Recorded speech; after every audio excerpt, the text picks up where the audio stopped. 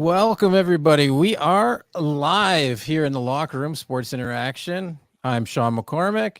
He is Stuart for real. And we're here to watch the Edmonton Oilers and Vancouver Canucks Game 5.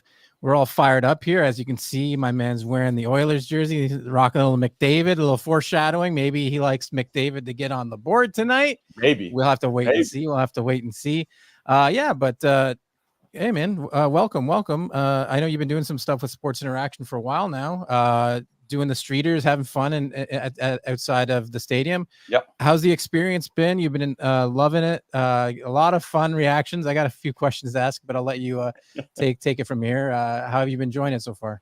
Yeah, it's been a blast, man. Ever since Prince Huda reached out to me there, it's just I've had such a great time. I always have fun interacting with the fans. I run a lot of TikTok lives as well too. So, it was a great experience for me to actually meet the fans and be there. And, everybody was so vocal and so happy about seeing where the Oilers are now and where they're supposed to go this year. Hopefully, they're going to go to the last dance here and win that Stanley Cup. I was too young at that time to remember when the Oilers won the Cups. They won a couple while I was alive, but it would be nice to actually see the boys bring it home when I can remember it. So, but other than that, like you said, man, it's been a fantastic experience, and I'm having a blast. Definitely. And I mean, we remember a couple years ago when they got to the Western Conference Final. It wasn't pretty. But I mean, that's the kind of team they were. They were a younger team. They weren't really expected to make it to the Stanley Cup final. I mean, you have McDavid, you have Draisaitl. You're always sort of in that conversation. And here we are again. I do believe they can get past the Vancouver Canucks. I do believe that switching goaltenders was probably the better move. It was probably time. Stuart Skinner, letting in a few softies early in the season. Were you a fan of that move? And obviously it paid off in Game 4. But were you a fan of that move after Game 3? Well, for the people that follow me on media, they're going to know that I was very vocal about the change. I don't pull any punches, bro. I don't pull any punches. I'm a strong supporter of the team, but change needed to happen. There's a lot of Stuart Skinner fans out there, and for good reason. He's the future goaltender for the Edmonton Oilers, no doubt about it. But bro, man, I mean, like you said, those softies that he's letting in, and it seems like it's a mental game with him, and we always allow Stewie a couple of games to get his game back. Well, this is the playoffs, bro. This is the playoffs. Every single game counts, and it was the right move. It was the right move. We've seen how good Calvin Pickard was. If you look at his numbers, they're very, very respectable in the games that he played during the regular season. And this was his first ever playoff experience. And what I've been trying to tell people about Calvin Pickard, the guy's 32 years old. Dude, he's never really had a fair shake in the NHL. And he's bounced around a lot too. Maybe because he wasn't performing, but he realizes that, hey, man, this could be my last kick at the can here. I got to perform. And that's exactly what he did last game. Yeah, I mean, you look at Stuart Skinner's past couple seasons. This past year, 2.62 goals against. The year before, 2.75. Then you switch over to the playoffs. He turns into a bit of a pumpkin. This season, in 8 games, 8.77 save percentage, 3.22 goals against, and last season as well, 8.83 save percentage. So hopefully this is something that he can turn around, because obviously he seems to have a good regular season. But I mean, when you come into the playoffs, you need to perform. And you've seen that in a few, you see that in some goaltenders for sure. I'm a Leafs guy. Ilya Samsonov, has had some ups and downs in the playoffs. Let's get in. We don't have too many comments, but we've got a few, people, supporters. We've got Ria says, "Let's go, Stu." TTG35, what up, Stu? Reed FN says Canucks in 7. So we got some Canucks fans in here. That's allowed. But we'll be on the opposite side tonight and for the series probably. I said Canucks in 6 before this started. We'll see where that goes. Or sorry, I said Oilers in 6. Sorry about that. And then our boy Prince Huda says Big Stu energy. So he's watching. He's got his eyes on the stream as well. So that's good to see. Where people are starting to slowly pile in here. I'm sure they'll pile in as the game gets rolling. It is about 8 minutes from puck drop, so we've got some time here. What are you looking for here in Game 5? Obviously, it's a road game. It's a huge game, obviously pivotal to get this 3-2 advantage and get things rolling here. What are you looking for in Game 5 from the Oilers' perspective? Well, I think the Oilers situation is very similar to the Vancouver Canucks. I mean, Rick Tocchet was very vocal about 6 of his players that need to get going. It's really no different for the Edmonton Oilers. You look at their bottom 6 players, they haven't produced either. I mean, the Yeah. fourth line, I like what I've seen from Derek Ryan, Connor Brown, who gets to be in the lineup along with Matthias Janmark. They're generating chances out there, but it's just not showing up on the scoreboard. But that third line, bro, that third line, Corey Perry, what are you doing, man? Yeah.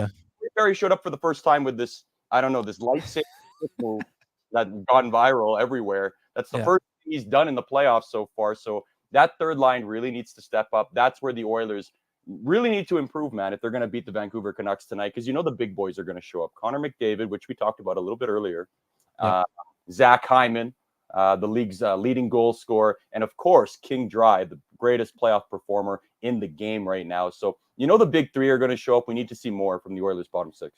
Yeah, no, he's fantastic and completely agree. I mean, it's very top heavy for the Oilers, and then you've got some underperforming players for the Vancouver Canucks. Not to jump on Elias Pettersson too much, but I mean, he has not been around, and that's foreshadowing in one of my picks, even though it's a little juicy. We may as well get into the picks. We'll get it. Rhea says Hyman going to go Shaq mode, so a little Shaq Hyman reference there to those. He just got Shaq did the favor back. He got a Shaq jersey, which is man, did they at least give it to him in his size or what? Nope. The old triple XL back or what? Like a game worn jersey, which is that's pretty cool though. If he's getting game worn, that's pretty cool. That's a nice collector's item.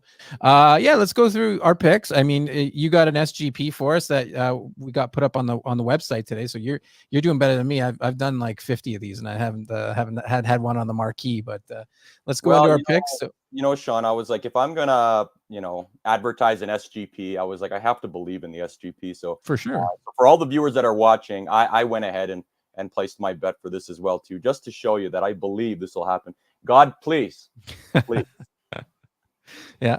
So I'll throw it up on the screen and you can tell them why you think these things are going to happen. Boom. Let's go SGP plus 310 it pays. So that's a pretty nice little payout here. So here it is, man. There's the SGP. Oilers on the money line. Of course, you'd be foolish not to choose the Oilers. I'm sorry, Canuck fans. So Edmonton Oilers to win this game. Connor McJeezy, Connor McDusty, Connor, whatever you want to call him, man. Connor McNasty, bro, has to get a goal, man, tonight. And then, you know what? I think it could be a high scoring affair. I don't know. I think Calvin Pickard's going to shut the door, but you can't count out the Canucks as well, too. So I went with the 5.5 plus there. So 6 goals in this game. And win some money, bro. I mean, I think it's gone over that in 3 of the 4 games, right? Just the last game went under, and that was with the switch to Pickard. We'll see if the Canucks can, get to them, because they've had a weird playoff where they're not putting a lot of pucks on net, and they're having a lot of success despite that. So, I mean, you're going to have to test this guy. You're going to have to generate chances off the rush. I have a few more picks because, again, I live this. I breathe this. I am a degenerate. I love to put some money in down on some things, especially when I'm watching the games. So, let me know what you think, if you agree or disagree with some of these. But here we go. Boom. Let's go. I've got Oilers money line as well, minus 145. Again, I took them to win the series. I know that they're on the road tonight, but I do think they're clearly the better team. I think that Stuart Skinner let them down a bit early on, or else they'd already have a 3-1 advantage for sure. I'm going to go Darnell Nurse over 1.5 shots on goal. It's minus 155, so you're paying a little bit of juice, but he's cleared this in the last 3 games, so I like that a lot. Connor McDavid over 3.5 shots on goal. He has also cleared this in his last 3 games. And I believe he's covered this in like 8 of 10 playoff games, if I'm not mistaken. So I love that as well. Let's go with Leon Draisaitl over 3.5 shots on goal. You said it. He's a playoff performer. I like this a lot as well, because I do think, like, again, they get a lot of power play time. They spend almost the full power play on the ice. He's covered this in 4 of his last 5 games. Again, I like that, especially that's at plus money. So let's go with that. Connor Garland under on his shots, because, well, he hasn't done very well in the playoffs. He gets a lot of ice time, but he hasn't shown up on the shots score sheet. So I'm going to take his under there. I think he covered it last game, but not so much in the playoffs. Elias Pettersson, he hasn't covered this number in I think he's only covered in 2 of his last 15 games. So minus 190. I don't like to give out too many minus 190s. However, I mean, I think it's a lock. I don't like to use that term either, but here we are. No goal in the first 10 minutes. A bit of a feeling out process. Road game for the Oilers, so it'll be a bit more tight checking. The Vancouver Canucks are going to get their matchups, and I like the little price there. I think maybe, again, I think this game does hit 6 goals total. I'm just hoping that it's a slow start. And then a little sprinkle, just a recreational play. Again, because I do agree with you. I like Leon Draisaitl a lot. And just a little, I think he's going to find the score sheet tonight. If you like him anytime, it's like plus 110 at Sports Interaction. I'm going to say he scores the first goal of the game. It was between him and Zach Hyman for me, but you get a little plus, 8.5 on Zach Hyman, 9.5 on Leon Draisaitl. So again, I think that a guy that's been scoring a lot for the Edmonton Oilers, I'm going to take him to score the first goal tonight. What do you think? Agree, disagree on any of those? I like those picks. I'm wondering how the Vancouver Canucks faithful felt about the Connor Garland thing, because I mean, the only time he's actually shown up is during this series, bro. He's got 2 goals during this series, so Right. maybe the Canucks don't agree on that. But as far as the Oilers go, yeah, I like those picks. Yeah, I just again Game 1 against Nashville, 2 shots, 0 shots. Game 2, 0 shots. Game 3, 2 in 4, 5, and 6. 2 in the first game at Edmonton, and then and he's cracked it 2 of the last 3 games. So I'll give him that. I mean, maybe he shows up a little bit more, but that's when he's getting more ice time. He only got 11 minutes in Game 3. He got 18 minutes in Game 4. So we'll see. I mean, one of my more risky picks, but I'm just hoping to, you throw a few darts and hoping to hit a couple before the game ends. And especially I'm hoping to hit that Leon Draisaitl one, because that's not a nice plus 950. So I'm just curious with that huge spread there. I mean, you put down how much and the payout is what? So yeah, if it's plus 950, you put down $10, you get 95 back essentially. Nice. So again, it's something recreational. Again, don't recommend putting too much on it. You said you have McDavid to score. Do you have any who might score the first goal? Again, you don't have to put any money on it, but just something for the people. If you think McDavid scores the first goal, it's plus 900. So again, you put down 10, you're getting back 90 in profit. So I think McDavid's a good bet. He knows how important this game is. I mean, the Oilers have never led in this series so far, and last time they were on the road, it was Connor McDavid again that scored that got that last goal. So I think Connor McDavid will start off the scoring. If it's not Connor McDavid, I have a feeling it could be Dylan Holloway, because he was looking really good last week. So Dylan Holloway, he had a great end to the season, and you've definitely noticed him in the series. I do. If you think he's going to score at all, it's plus 700. If you think he's going to score the first goal, plus 3,300. So if you put down $10 on that, that's $330 coming your way. So man, that's huge. that would be crazy. I would love to take a sprinkle on that. We'll see. We'll get into some live bets as we go. If you guys are following along with us, I'll let you guys know when they're going to drop the puck. Where are they for you? I just see wipe his visor. Now, bro. Oh, you already got it? Man, you're ahead of me. All right, you're ahead of me. That's okay. Refresh your feed, bro. Yeah, no. Thank you, Sportsnet Plus, for slowing me down here. You're on the old 5G network, Yeah, right, I'm on Sportsnet Plus on my phone here. Usually when I'm going through my laptop, I don't know, it seems to be slower, but that's where I'm at right now. No, it's all right. Well, you'll be ahead of me by a few seconds. I did this with a guy for the Nashville series, one of the Green Men from Vancouver. Yeah, I saw. Yeah, and he was at a bar watching on cable, and I was watching on this. I was like a minute 40 behind him, and I was like, this is painful, because we're not even talking about the same game at that point. You know what I mean? Oh, what a chance. Vancouver comes out. They connect. Oh, little power play coming for Edmonton. Looks like you gotta love that. Body check to Calvin Pickard earlier. What is this on here? Let me see. Nuge with the shot. Oh, just missed. Yeah. Or let's go to the power play. McJeezy, baby, let's go. Let's get a nice little Draisaitl or McDavid goal for the people. Look at this body check on Pickard. Is it the goaltender interference? Yeah, it's gotta be. It is on Suter for the goaltender for body checking. You got to put on the brakes there, buddy. You got to put on the brakes. I mean, hey, though, you want to get in that guy's kitchen. You came in and he stoned you a bit. And oh, yeah. You know what? That's a good point. That's a good point, man. That's what I've been saying about Corey Perry. Get in Sheloff's grill, man. This guy is ridiculous. I mean, if Corey Perry is good at one thing, it's being a prick. So, and he's one. That's again noted Leaf killer Corey Perry. Again, one reason why he's one of my least favorite players in the league. Again, I think he's also a bit of a dirty player. So I don't know how you feel about him being on your squad, which is fine. There's a lot of people who say like one of those things where you don't want to face him, but you love to have him on your team. Absolutely. That's how you feel about him. Yeah. 100%. I could feel about Corey Perry that way. I couldn't feel about Brad Marchand that way. Because I different if he was on the Leafs. He's my least favorite athlete, not of all time, but currently least favorite athlete, I think. The Rat. Yeah, God, I hate him. Come on here, boys. Oh, that was a dirty check from behind there. I know you probably saw it a few seconds ago, but I didn't like that. I got about a minute left on the power play. Let's go here, boys. Oh, they can't get it out. Oh, and hey, if they scored, don't worry about it. You can spoil it for me. I want you to be happy. Off the post. That's what you said all about, right? Ooh. I'm wondering if you're ahead of me now.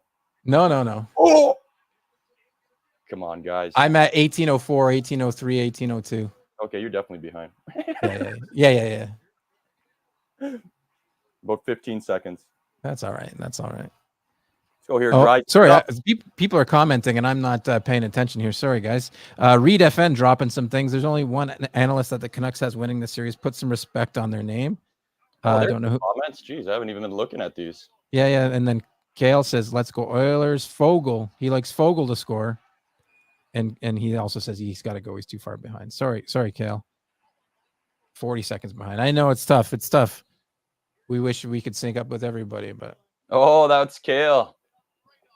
Yeah, you've got a buddy you watching? He's from TikTok there. Yeah. Nice. He's a subscriber on TikTok there. Can we see how many people are on the live? Does it say that? Yeah, right now we got about in the mid 60s. Some numbers are going up a little. Going up a little. Yeah, it'll come. It'll go up a little bit. Give it a little like promote it a little bit. I was on I'd send out a tweet on Twitter, but I don't really have much of a following. So well, I got the live chat open now, so I'm keeping an eye. I had it maximized the screen, so I didn't realize. All good. There you go, Kaner. Mix it up. Get in his face. Well, doesn't look like anything's going to happen on this power play for the Edmonton Oilers, but I thought it was a pretty, not a bad power play though. They had some chances. Built some momentum. Yeah. But adversely, sometimes when a team gets a penalty kill, that gives them momentum as well too. So yeah. Did when you were down? Sorry, a few questions actually. I'll start with one, and then I'll get to the next. So when you did those streeters for us, what was with the scooter? Because I loved it. I was like, because you didn't use it for one of them, and then you used it. I was like, did he hurt himself? Is he okay? Yeah. Well, the real truth is, I had surgery done on my foot. Oh, okay. I can't put any pressure on it, right? And okay. I didn't want to tell you guys because then maybe you would have told me not to do it anymore. So I was like, you know what? It was great. I'm just gonna go rent the scooter and have some fun, and it worked out. So, and I thought it looked funny if you didn't realize what was going on. I loved when you were scooting and the guy was walking beside you. You're doing the old walk and talk with the scooter. I thought it was great. All is good though. Foot's feeling a little better, healing up a little bit. It looks like about 2 more weeks. It could be 2 to 4 more weeks. We'll find out in the next follow-up in 2 weeks here if I can be on it or not. Right. I know I'm going to be doing work for the 3rd round because obviously the Oilers are going to win this series. I tend to agree, but I hope at that point I'm up and at 'em. If not, I'll be scooting along again. We got Road Warrior Jay chiming in. Killed that penalty. Let's go Nucks. Sorry, Stu. Haha, love you. So we got some more Canucks love in here. We got a few of them. That's all right. We welcome everybody. Road Warrior Jay, I know him. Yeah. That's my dog. He's cheering for the wrong team, but that's okay. Should check into the actual locker room here and see if anybody's chatting there. No, that won't show up on the stream, but nobody's in there right now.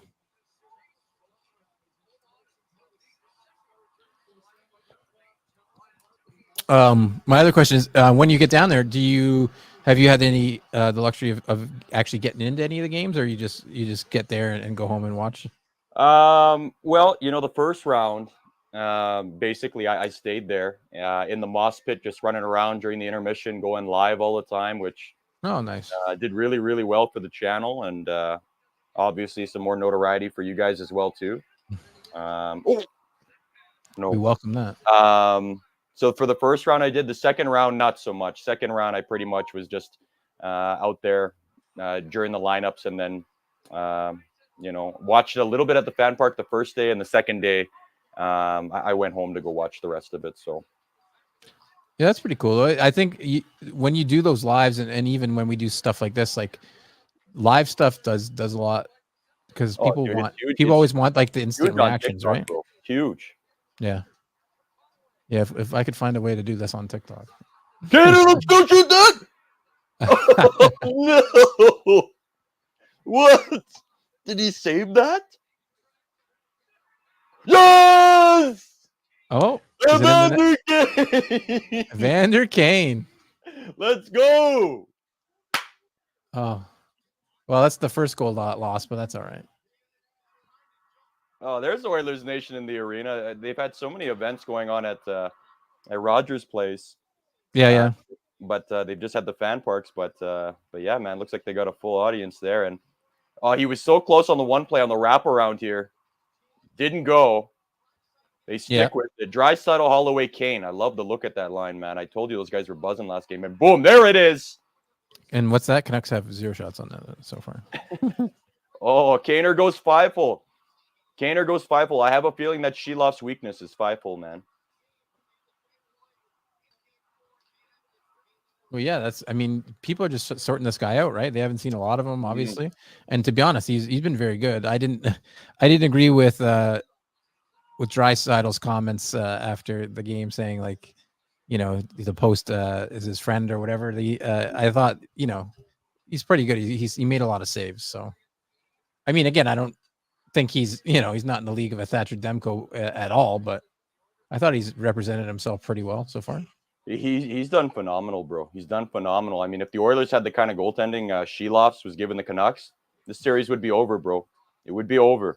Yeah, that's I mean, we've talked about it a bit in here, calling the Oilers the Leafs of the West, and I was like, after watching Skinner a few, you get your top 6 going. And some shoddy goaltending, but after game 3 there, I was like, man, the Oilers would probably kill to have somebody like Ilya Samsonov in net. Well, yeah. I mean, Skinner is he's been consistently inconsistent, I think is what the phrase is. Yeah. With Stuart Skinner. I mean, yeah, he broke the all-time franchise record with the Edmonton Oilers set by Grant Fuhr. But you know what? Grant Fuhr also had a good team playing in front of him, much like Stuart Skinner does right now. And you need your goalie to come up big in big moments, bro. Stop a breakaway. Stop a high-scoring chance. Don't let all of them in. And so. Yeah, no, you're absolutely right. And who knows, I mean, I assume, what's his contract? He's here for another. Skinner, I think I want to say two more years. Yeah, he's got 2 more years. Yeah. At 2.6, which is solid.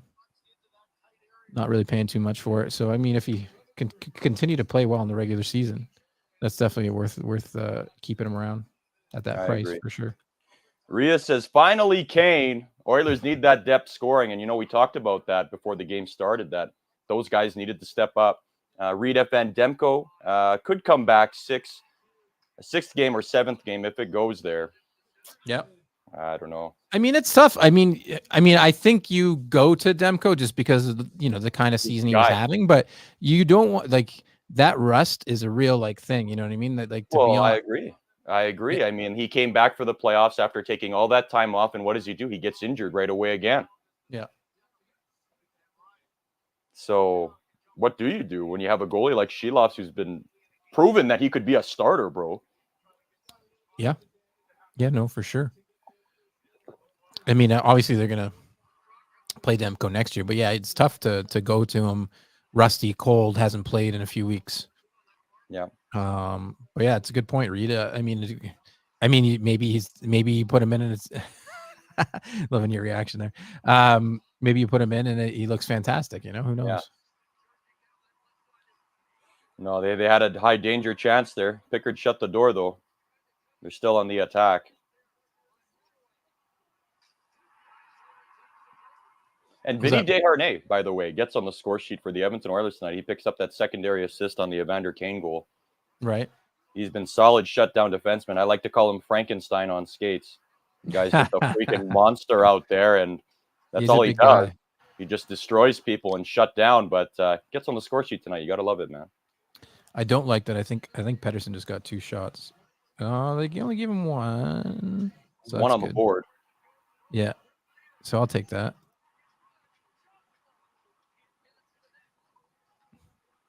We got Shaq Hyman in another chat saying, "Boy, these are some bad goalies on paper." Am I right? We were just talking about that. It's maybe on paper, but if you actually watch the game, bro, you'd understand that these guys are a lot better than never judge a book by its cover, dog.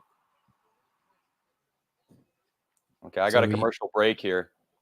Yeah. Yeah, I mean, we'll take breaks in like the intermission, but I mean, hey, if you want to get up, have a drink, go for a stretch, here. That's perfectly okay too. Yeah, right here.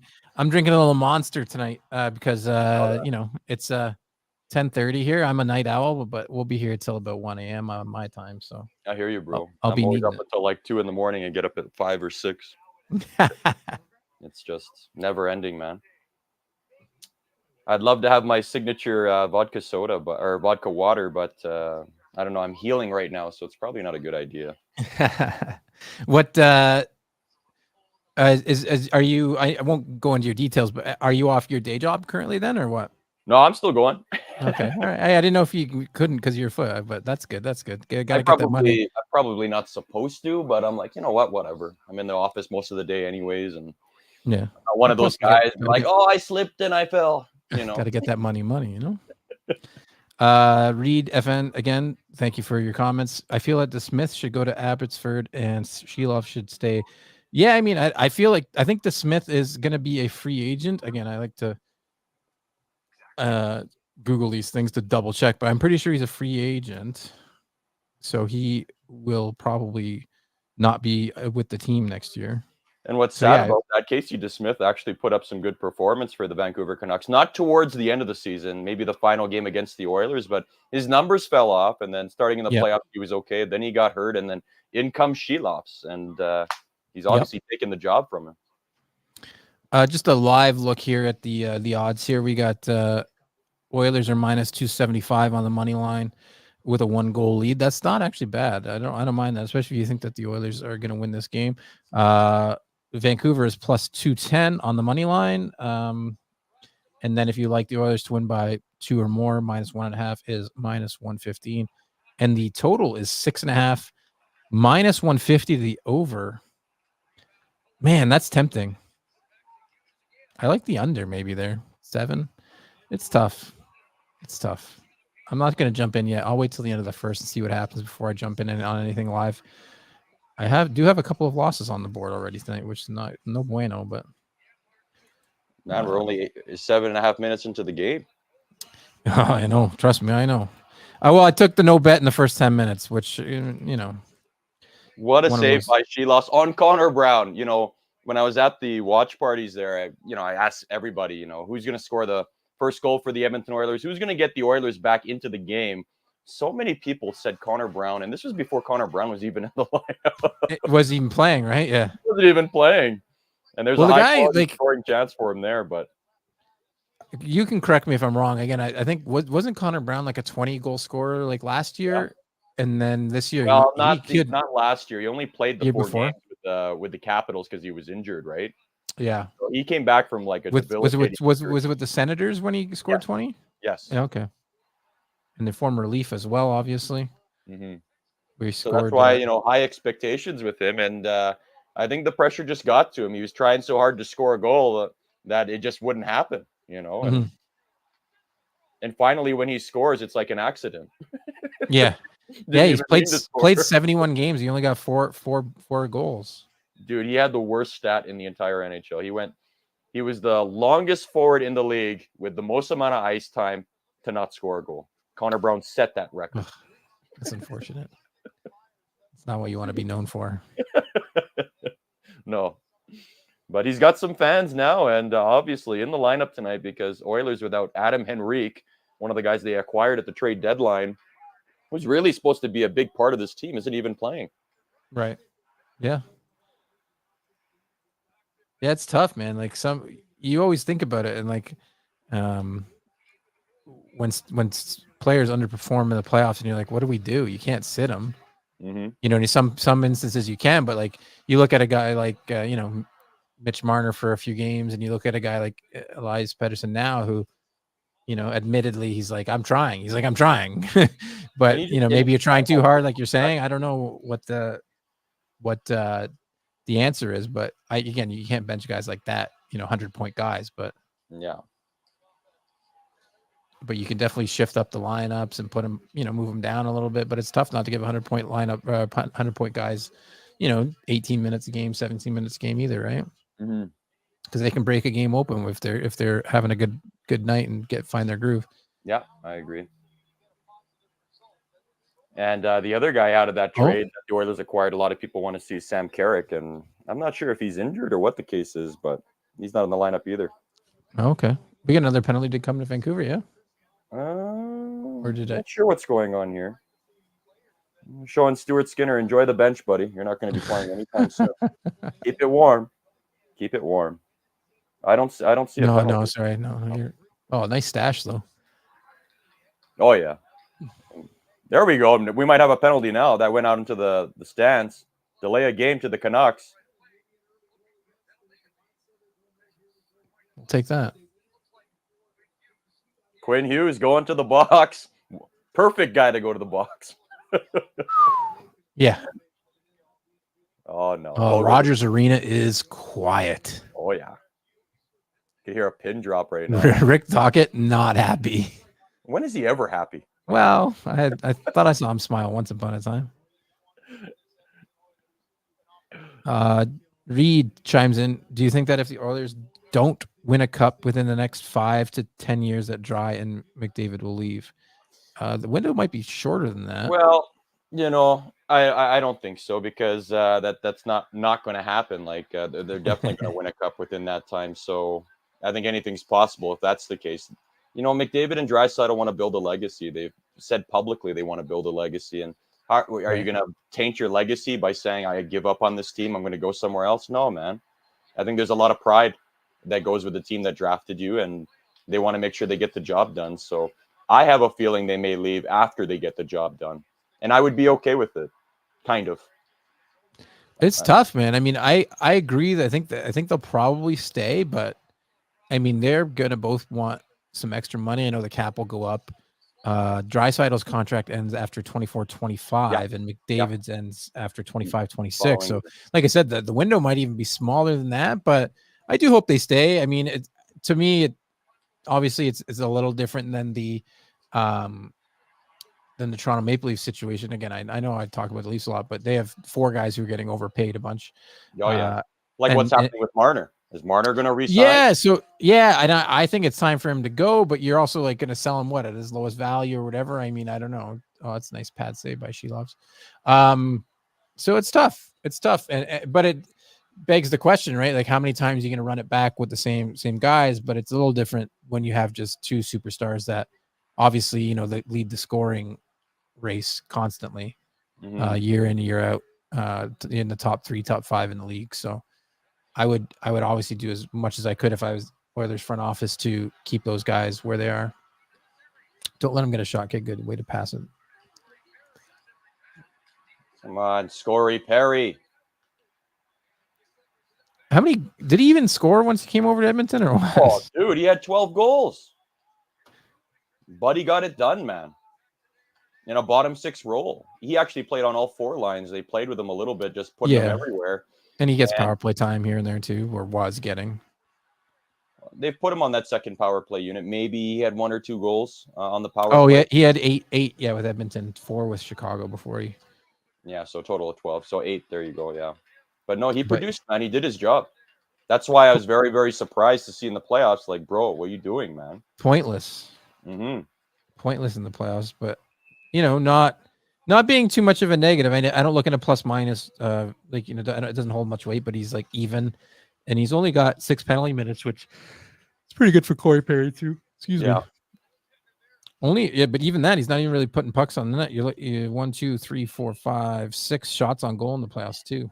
That's in the playoffs, it's kind of frowned upon to take a penalty, like unnecessary penalty, unless you're dropping the mitts, which nobody's done. I mean, you want to talk about dropping the mitts, bro. What about the Boston and Florida series? That one looks scary, son. Yeah. Those guys going at it. Yeah, it's a little nuts. I admittedly, I thought the Panthers were going to close it out last game, and they did not. Cost me a little bit. Speaking of closing it out, the Rangers just did against Carolina today. Yeah, and I mean, that's good. I think, you're going to want some time off, so you're hoping it goes 7 there if you're the New York Rangers, who await either the Florida Panthers or the Boston Bruins. A lot of people picking the Rangers to go the distance, go to the Stanley Cup final, and you know what? I mean, President Trophy winning. It doesn't look like that curse is hurting them this year. That's for sure. Yeah. No, I like them. I think it's going to be a tough matchup with the Panthers. I mean, again, I'm writing off the Boston Bruins, but I think that's going to be a great series too. Can the Rangers, keep up with the chippy play of the Florida Panthers?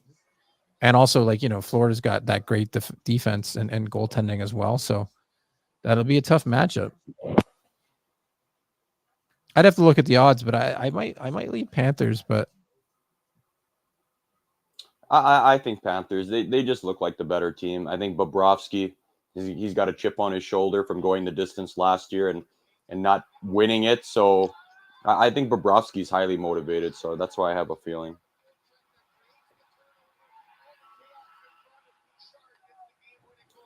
Well, 1-0 game so far. We need some more goals here, boys.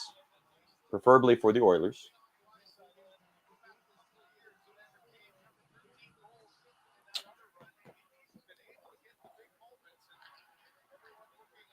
All right. You got a Leafs question there, Shawn. Oh. It's also tough. I think he stays too, but he seems to love Toronto. The organization seems to be doing the right things by, they brought in Shane Doan, who he's close with, and obviously they're giving him a good contract. It's one of those things where it's tough to predict now. I think it depends on who's still around the team when that contract is up. Yeah. What kind of, are they rebuilding? Are they, still scuffling and not making it past the first round? I think it's a little early to tell, but I would say, if you ask me again right now, I think he'd stay. But I'm not 100%, depends. Again, a lot of people think, Arizona will probably be back in the league by then. So maybe he goes there. Well, I was just going to say they're not there anymore, right? So, yeah. I mean, you don't have to worry about him wanting to go home either now. Yeah, I'm interested to see what happens with that franchise. What happens if they bring it back, or if they can get back, or what happens in Utah as well. So, but yeah, that's a good question, Rita. I think they would. I think they stay. He stays. Sorry.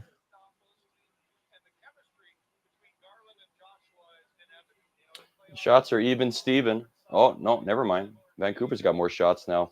A lot of pressure from the Canucks on that shorthanded kill for them against the Oilers. They had some scoring opportunities there. They've tried to step things up, applying some pressure now. Uh-oh. What's going on now? Okay. Fans want a penalty. Not going to happen. Not going to happen. Look at the holding on McDavid. Jeez.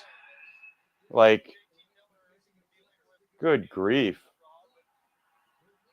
How does Miller not get called on that? Canuck fans always crying the refs are helping out the Oilers. I mean, look at this.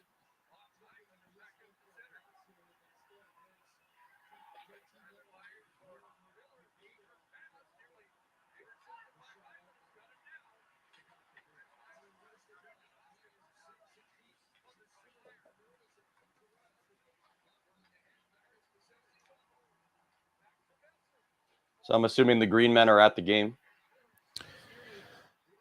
They were at one of the last ones. So one of them, the one I did the podcast with, Ryan, he actually he's moved out. He lives in, I think, Saskatchewan now. So it's tough for them to get to games. From Vancouver to Saskatchewan, hey? They do really well when he's in attendance, it seems. Yeah, I mean, go. Again, this probably happened for you. You got to shoot that puck early. That 2-on-1 break, right? Yeah. Yeah, Eck. I'm not sure what happened there. I agree with you. You got to go for the shot, man. He just that was Hyman. Yeah, I ended up with him, bro. Zach Hyman. Well, you know, tricky shot. That's actually a good save by Sheloffs. Funny bounce there. Yeah. Skinner would have let it in. Oof.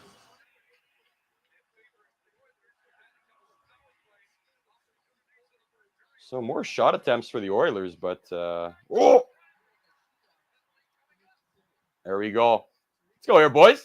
Another PP coming up. That's he's it. Like, as a Canucks fan, he's like, that's 100% holding on JT Miller. Finally. Thank you, Reed. I appreciate that, man. I think they'll score. They have to. It's got to be McJeezy. We need McJeezy, McDusty. Got to rub the jersey for good luck, man. I think they'll get it. Like this? Yeah, something like that. Yeah. Tap the head.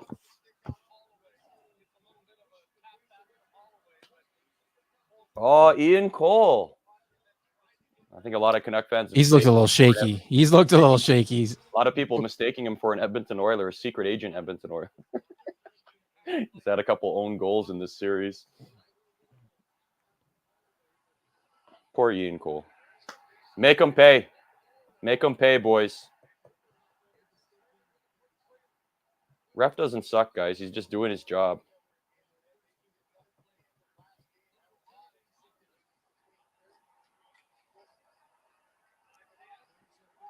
Somebody may have just spoiled something in the live chat there for me. It looks like it's happening now. Reed. Yeah, a little penalty on the Oilers coming up. Looks like. I wonder what happened. Maybe a little interference, like on a pick play.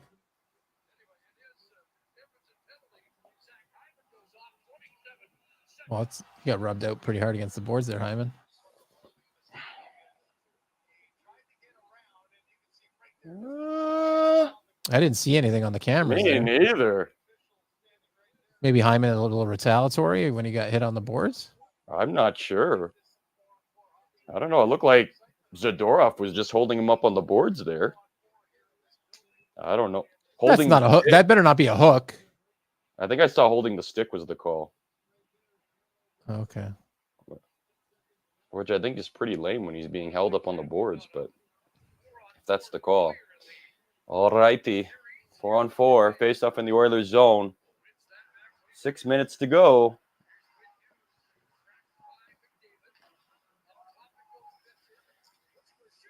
Oh, man, Quinn Hughes can scoot too, eh?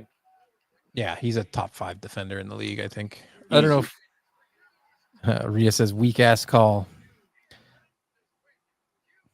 Hughes. I don't know. Who was that? Was that Hughes off the bar? Who was that? That was a zinger. Yeah, that was Hughes. Bing! Right off the bar into the crowd. He labeled that one. Yeah. Yeah, Ryan said it was a weak call. I agree with Ryan. It was a weak call because I don't understand. All you saw was Zadorov basically bear hugging him on the boards there. But definitely a weak call. Do you think Hughes wins the Norris this year?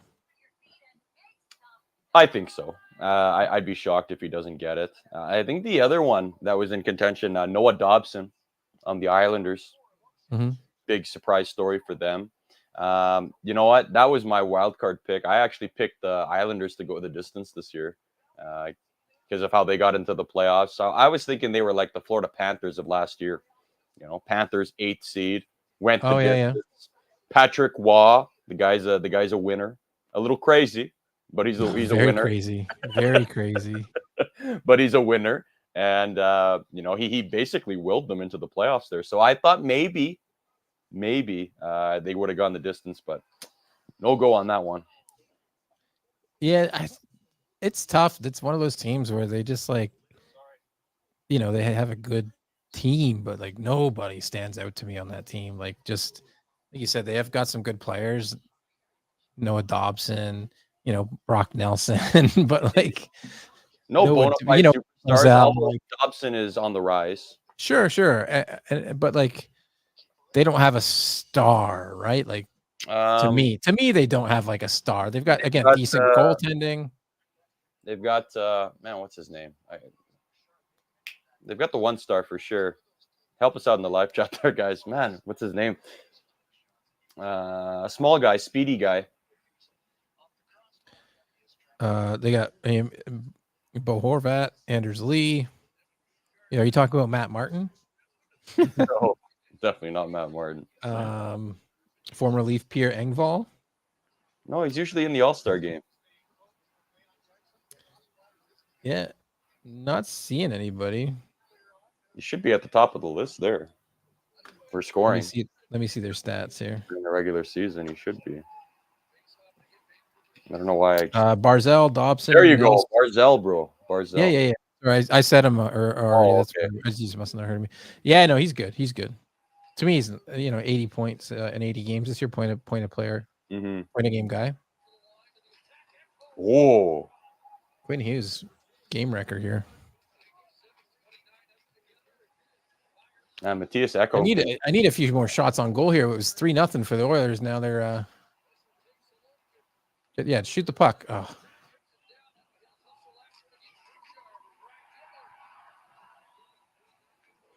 Oilers got to get aggressive too. The Canucks getting aggressive out there. There's dry side. You don't want to let the Canucks into the game, you know? Especially if you only have a 1-goal lead. You don't want to rest on a 1-goal lead. Yeah. And the crowd gets into it as well too. They feel it, give them energy. Bastel wants to know, good friend of the program. Is it true what Zadorov said about Edmonton? Which is? I don't know. What, that we love the Oilers? That that's all we have or whatever? Not much going on? And I remember that's what he said during the interview. Maybe it's fun. They have good fans, diehard fans. Zadorov told the reporters about playing in Edmonton. Pretty much nothing else to do in that city. Yeah. Except watch hockey. So I like what they're doing. That's why they love their team and support them so hard. Well, Edmonton's not Vancouver. I'll agree with that. And I think there is some truth. Just trying to stir up some shit, man. I think that's why there's some truth to that, though, as well, too, because, Edmonton's not as vibrant as Vancouver. Not as many things to do. So what do we have? We have the Oilers, bro. And that's why you have the passion of Oilers Nation, man. And the Vancouver Canuck fans, I don't understand. They're just a little crazy, some of them. Oh, no! That didn't go in. That didn't go in. That did not go in. We'll see. Well, I'll see in a few seconds. I'm hoping it didn't either. That didn't go in. I think that was on the goal line. Oh, yeah, go on the goal line. Yeah. I want to say Vinny Desharnais saved that. I don't even know if it even hit the goal line. It was pulled out. They had the spotlight on and everything. Yeah. Very tight. Reed saying Pettersson needs to step up if the Canucks are going to go deep in the playoffs. And I think with your pick tonight, you kind of think he's going to go on the same trajectory, eh? Yeah. No, I took him to get under his shots. Again,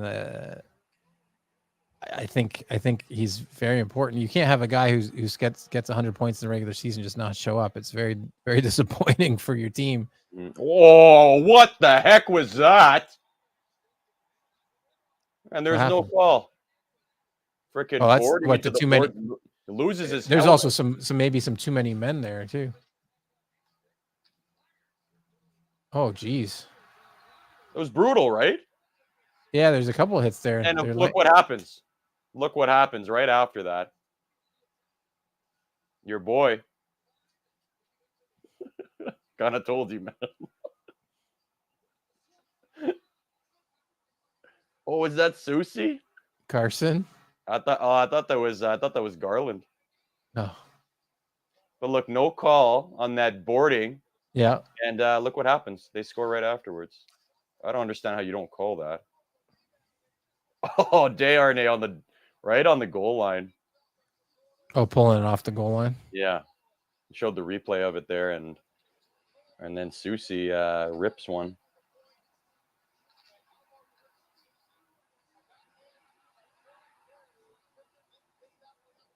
Way to make an impact coming back from suspension, Susie. He might have been a good pick for tonight, Susie. You knew he was going to be a little angry after missing that game, but well deserved. Should have been 2 games. He shouldn't be playing tonight, bro. Yeah, it's tough. I was.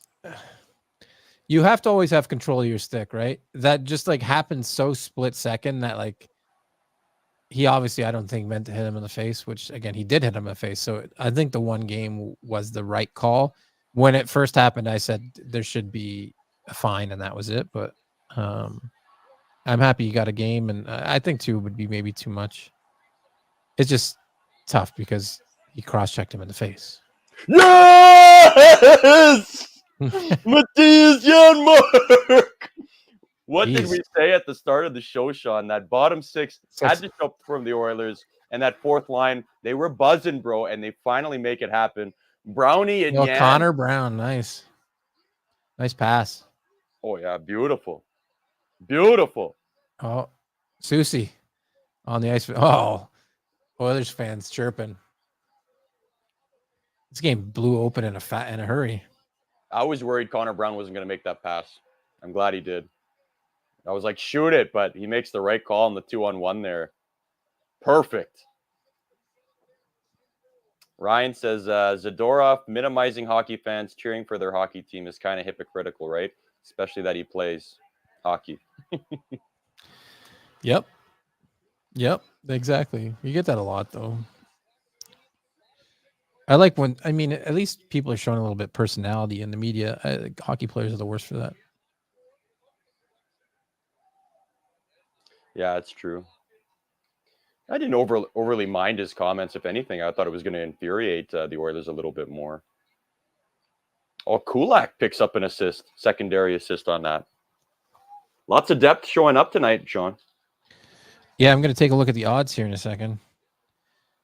Right before we go to the intermission, we got... oh, sorry, it's locked at the moment. It'll unlock in a second. Oilers are minus 275. Canucks plus 220. Over 7.5 at minus 130. If you think the game will get to 8 total goals, I mean, they were just 2 real quick ones. And if you think it'll stay under, it's minus 105 to the 7.5. So, well, we're halfway to the 5.5. We got 3 goals up on the board. Just need a McJesus goal. Yes. God, please.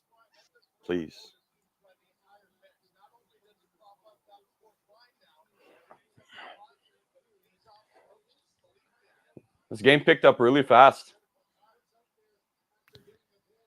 Yeah, no, definitely.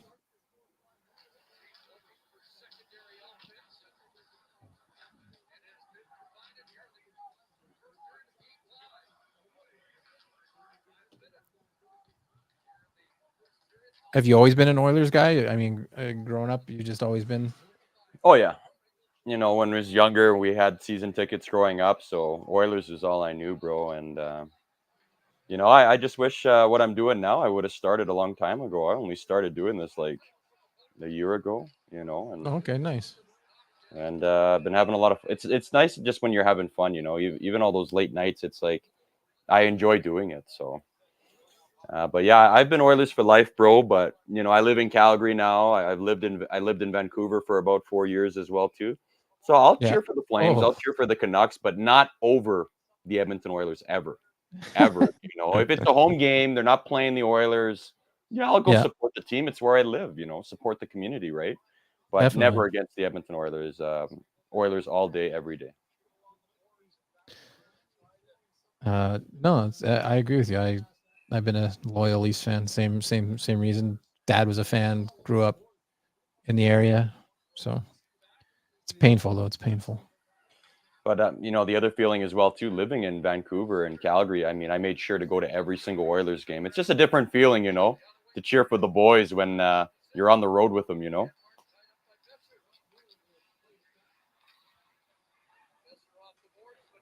Road Warrior Jay's crying right now, not happy about the score. Yeah, you always hate when you score one and then the other team scores one in the next few seconds. Just crushes them right away. Got about 15 seconds left in the period. Then we're going to take a short intermission ourselves. Stewart's happy about the first period. He's got a 2-1 lead for his Oilers. Well I'm done. happy I've got a 2-1 lead because I've got the Oilers money line. Let's see if there's any extracurriculars here. Oh, there's a bit of a dive there, but also a bit of a right hand by Hughes. Or no, sorry, that was Tyler Myers. Oh, Myers, yeah. Right cross.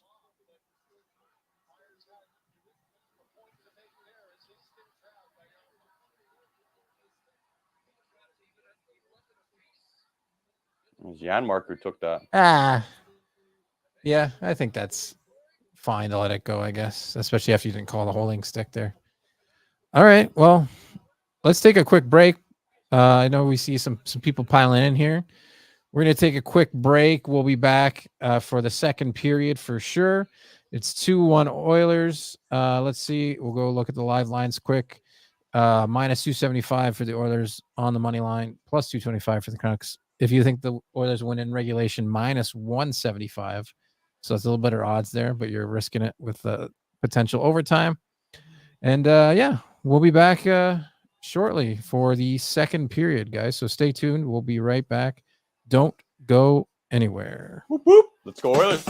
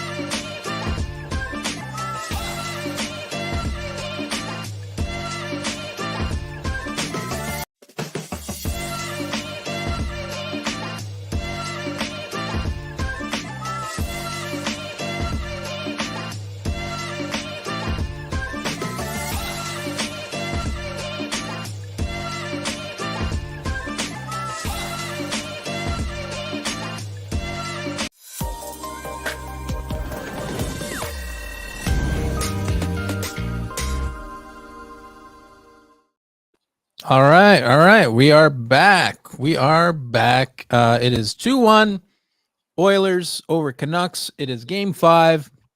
We are pumped. I am Shawn McCormick. He is Stuart for real, and we are excited to be here in the locker room. Right now, if you're over at Sports Interaction looking to put a little bet down on tonight's game live, the Oilers had jumped up to minus 300 in the intermission. It was about minus 275, minus 270 before the intermission. I think that's a bit heavy, but I mean, people think that the Oilers are going to win this game. The under has jumped to 7.5, under 7.5, minus 160. So they're not thinking that the game's going to get to 8. I don't know the way these teams can turn it on and score goals. I'm not sure. I'm going to leave that one alone for now.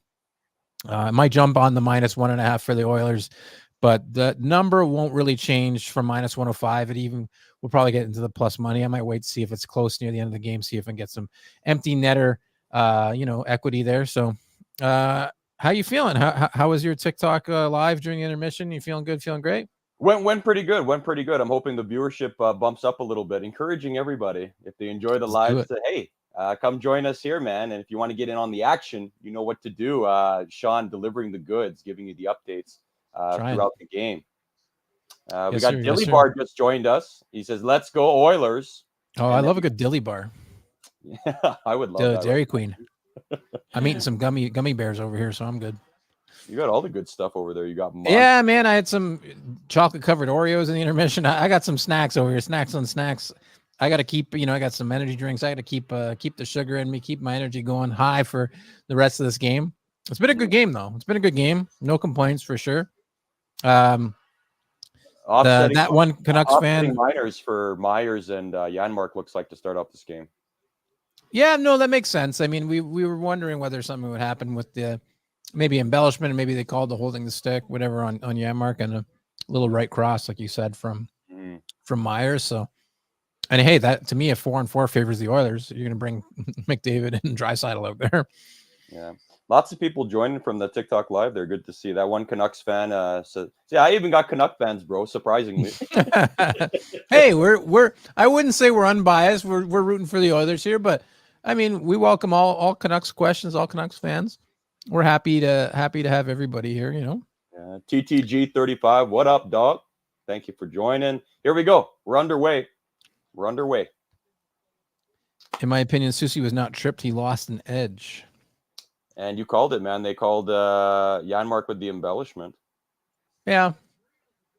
He went down pretty easy. Those of us who want to sync up, I mean, Stuart's a little bit ahead of me. I'm at 1950 in the second period, so feel free to follow along if you can. If you can pause your TV or pause your streaming service and catch up with us. Otherwise, we could be some spoilers. Feel free to... Oh, nice little block by Susie there. I don't mind the 4-on-4 hockey as well too. It'd been so long before they changed that overtime format. Remember, overtime was 4-on-4 hockey as well too, and obviously they go to the shootout now. It just frees up a little bit more open space out there. So sometimes interesting things can happen 4-on-4. Yeah, no, definitely. I'd still like them to revamp it a little bit. I don't ever want to see a tie, so I don't mind the shootout. But I would love to see like 10 minutes of 3-on-3. I don't think you'd get many ties. What? Freaking out over there. Yeah, out front, there just missed. Just I don't know. Somebody wasted Leon Draisaitl's perfect pass. There's Darnell Nurse. Yeah, a lot of nurse haters, bro. And I don't think he's that bad, man. That's why he's a defenseman, He's not making, although he's an offensive defenseman. I feel like he's underneath a magnifying glass, and it's this mean kid just watching him the entire time. He makes one tiny mistake, and it's the biggest mistake in the world. I like Darnell Nurse because he's from my hometown of Hamilton, Ontario, Canada. But to me, I think he's fantastic. It's just tough to swallow the $9.25 million. Definitely overpaid. No one's going to debate that.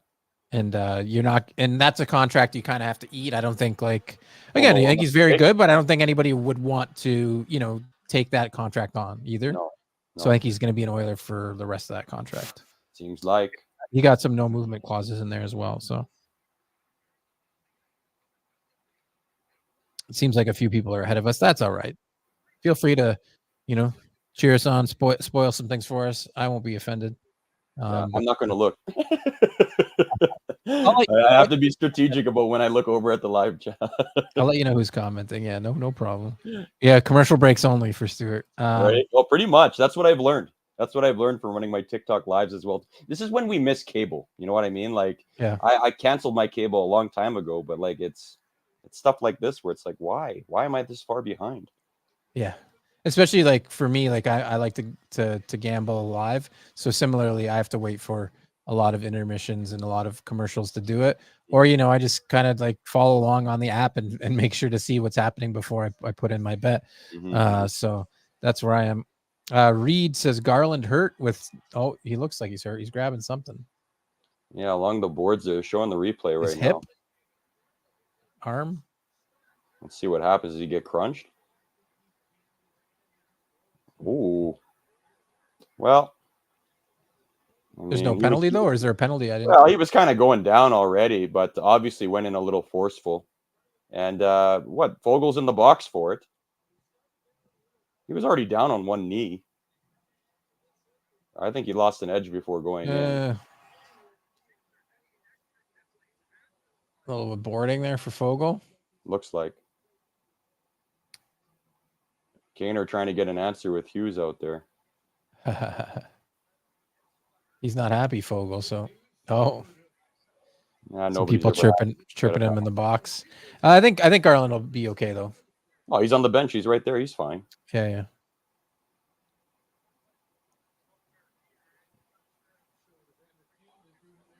Yeah, so even the Canuck fans even admitted on the live there. Canucks fan 48 says he was already going down, but I'll take it. I love that. I love the honesty. I love the honesty, bro. I love the honesty. Vogel gets an interference call. What? Maybe it was well before the hit then. Nonetheless, on the power play. Come on, boys. Shut him down. Again, Tocchet not smiling.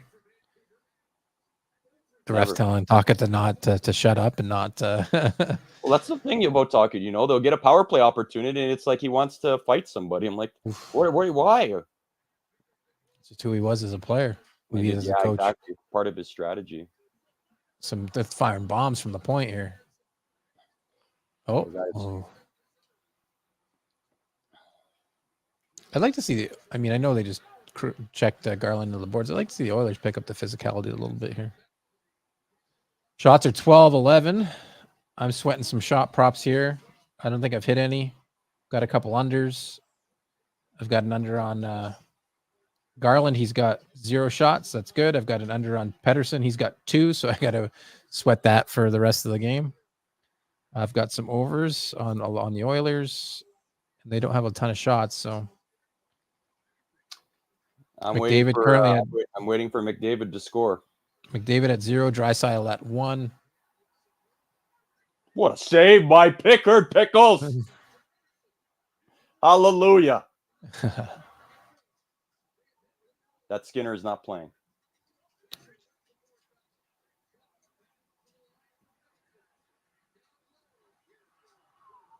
I'm so mean to Stuart Skinner, but that's fine. That's fine. You'll love him next year. I hope so. What's Pickard's contract situation? Well, he's called up from AHL, right? So really, he's on I want to say a 2-way contract. He's making the bare minimum, making $950. Yeah, he's expired after this year, so who knows where he'll go if he wants to stay with the team or. Well, Oilers may want to re-sign him. They go the distance with him. I heard. I know Frank Saravalli is very, very respected in the, in the hockey industry, and but just his takes just drive me absolutely bonkers. He says Stuart Skinner will get the crease back. The Oilers aren't going to go anywhere with Calvin Pickard. He's got the balls to say something like this after Calvin Pickard saved the day last game. Just drive me nuts, man. So I wasn't for or against. I didn't know what they should have done. I thought they were going to continue to go with Skinner. No way. But I'm not. Well, no, sorry. After game 3, I thought they were going to continue. After you switch them and Pickard wins, you obviously don't switch back. But yeah, you watch a little bit more closely than I do. I've been watching Yeah. this series. I've been watching a lot of playoff hockey again. I've been betting on a lot of it. So No, just watching throughout the regular season and just knowing how Stuart Skinner is. Just like I said earlier in the start of the show, that there it is. There it is. What is that? Duchepe? Did I say that right? Duchepe? what is it? That's got to be too many men before that, though. No, Can they review that? I don't think so. We're enforcing a new rule here. Jesus, yeah, you go back and you watch that, like it was too many men for sure. Or offside. They're going to maybe call it offside, so they might challenge it. That one Canucks fan is a couple of seconds ahead. There you go. There you go. Yeah, there you go. Too many men, like you said. He's playing the puck before. Too many men, and I don't think you can review that, but you can review the offside if it's offside. That'd be interesting. Good catch, man. Oh yeah, it's definitely offside. And too many men. It was Take your pick. It was moving too fast for me on the offside. I wasn't sure. They're looking at it. Doesn't look like they're going to review it. Nope. They didn't review it. Nope. How do you not review it? I don't know. They didn't really slow it down. They kind of played it at fast action for me. So, and you know what? Knobloch's been kind of known for that for the Oilers since he took over. He's rarely ever challenged anything. Ugh. Well, you don't want to be a man down, right? But like, you thought it was obvious, eh? I thought it was. I mean, yeah. And Raya checks in. That one Canucks fan even called it. Said it was 100% offside. I thought it was very much offside. I'm gonna check Twitter, see a few personalities, see what they're saying. In the meantime, though, we got Canucks fan agrees, eh? 100% offside. Yeah. You know what? Knobloch's been like that, bro. I don't understand it, man. Like, if you can get a goal off the board and it's close enough, I don't know why he doesn't call that. And the Oilers' penalty kill has been decent so far in this series. Bad move. Bad move. And obviously missed penalty call by the referee on the too many men, like you said. It was right in front of the referee. It was right in front of him. Yeah. He was watching it happen. Yeah, no, I'm not seeing too many people. I'll see if nobody I follow anyways. I'm going to see if I type in offside into Twitter, let's see what the latest tweets are. Somebody says, why didn't we challenge for offside? I'm confused. Oilers thought that was offside, but Draisaitl clearly brought the puck back into his own zone. So maybe that's why they didn't challenge it. I'd have to take another look at it. I didn't see that on that replay. Oh, here's McJesus. Shoot that! Going back the other way.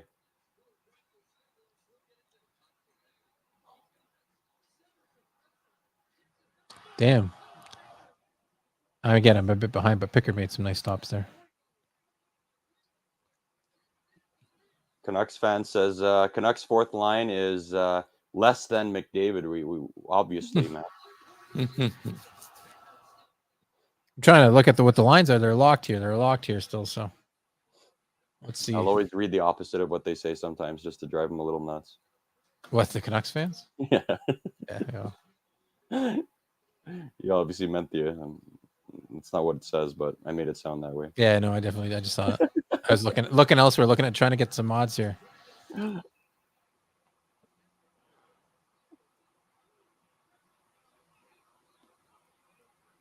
Well, the crowd's feeling it now after their lucky goal that shouldn't have counted. And, and then, I mean, Canuck fans shouldn't complain about the referees. You obviously got away with one there, a huge one. That could be a difference maker in this game. The game's tied now. Showing the replay of McDavid here. Oh. Yeah, shots are 17-11 for the Canucks as well. Yeah. It's bumping. Again, I think it started out 5-0 or for the Oilers. For the Oilers. They're definitely getting a lot more shots through in this game. Canucks they kind of waited to the third period there last game.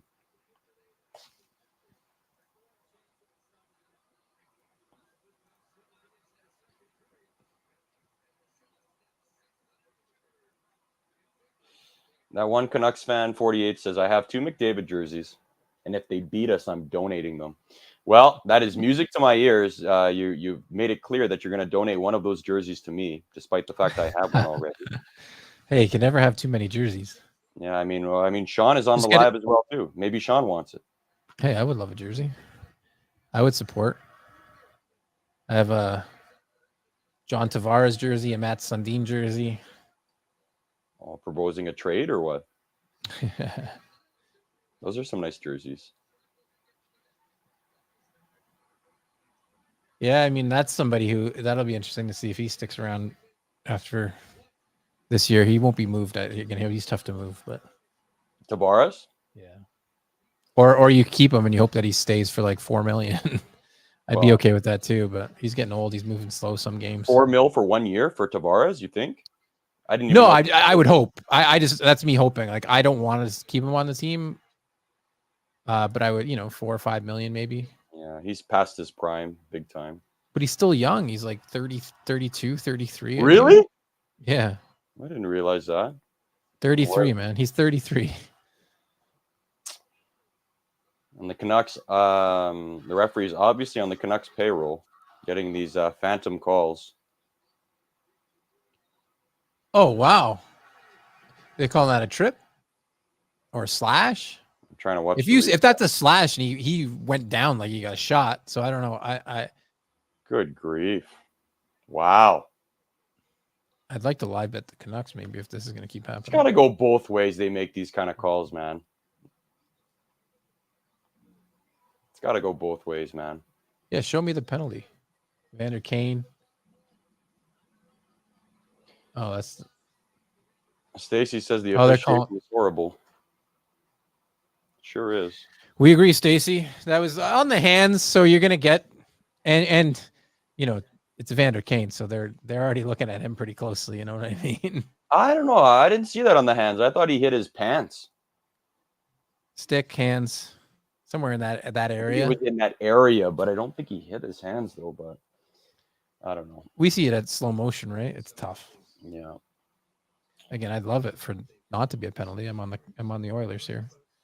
Well, they got 4 goals in this game. I need 2 more. Yeah, I'm trying to. The odds have been locked here for a few minutes here. I'm trying to get in, see what the live lines are, see what the action's like.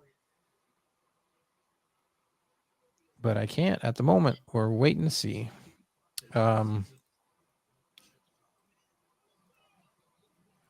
What are your game 6 plans? Since it's are you going down to the square there? No. I was probably just gonna do my normal thing, just run the live as I usually do, because I'm in Calgary, right? So right. Oh, it's a little journey, a little bit of a drive.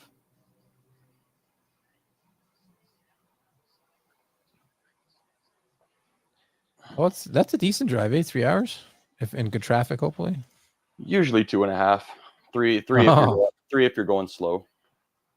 Yeah, I don't like to drive like that. Raya says, seemed like Kane was getting held against the boards in Vancouver zone earlier. Maybe you guys both sound like Skinner fans. Says exit. No, we don't. Yeah, I have no idea what he's talking about. We've been chirping him a little bit throughout the stream here. That one Canucks fan says he's got 2 McDavid's jerseys, Matthews, a Vegas jersey, Habs jersey, Crosby jersey. He's got a lot of jerseys. Stacy says Pickard is playing well. I would completely agree. He's made a couple big saves. Yeah. Let's hope that he can. Made it a couple more there. Again, I'm a bit behind. And then Kale says, "Are you kidding me right now? They clothesline Kane and no call, but we get called right after. How does that work?" For a baby tap. Exactly. We'll see. Knuckleheads aren't complaining about the officiating anymore, are they? It was nice keep in the zone there by Pettersson. I hope he didn't. He wasn't the one that shot that puck, was he? That wouldn't be good for me. Nice. There you go, folks. Let's go, Fogey Bear. He's fast out there too, man. Oh, you got upended trying to hit somebody there. You got the worst of it. Pettersson going to the box. Good. Keep him off the ice. Oh, maybe he got his arms up. Maybe that's why Fogle went down. Elbow to the face. Oh, yeah. Just seeing that. Finally, referees, they open up their eyes. They call something. And I don't think Canuck fans are going to be adverse to this because a lot of people not upset with Petey's play. Give him 5. I agree. Bullshit. He's ass anyways. He left his feet, Stacy. That's true. Get him out of here. Kick him out of the game. Pedersen with charging? I think that's the wrong call. He's not charging. Yeah.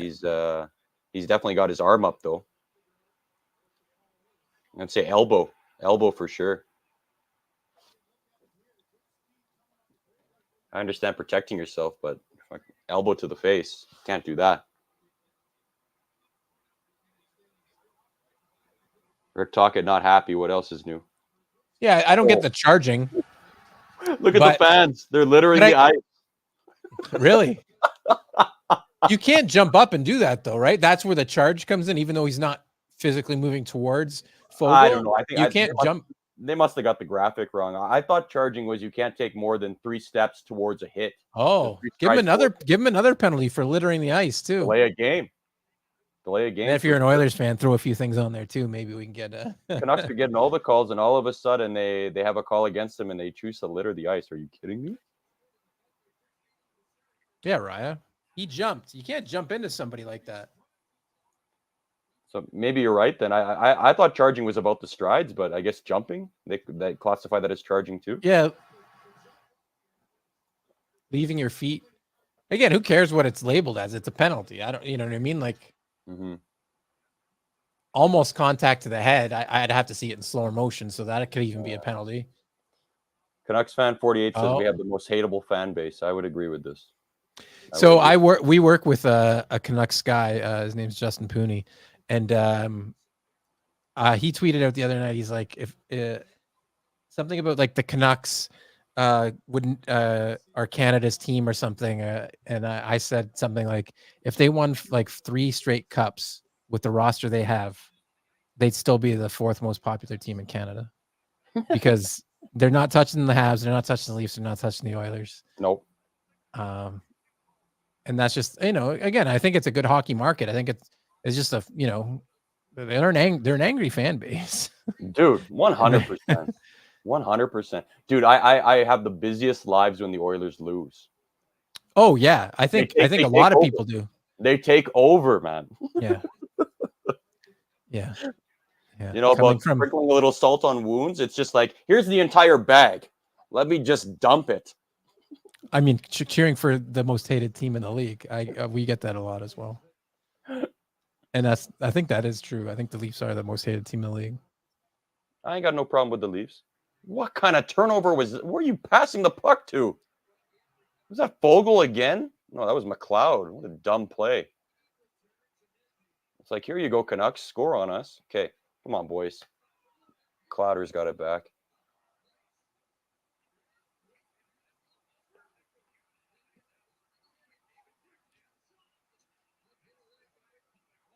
Come on, McCheesy. Oilers on the power play now. Abbreviated power play. They got about a minute to go here.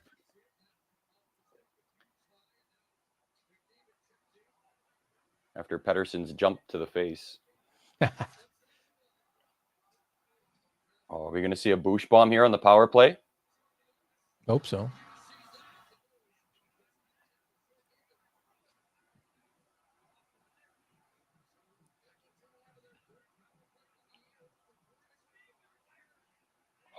I love that shot by McDavid.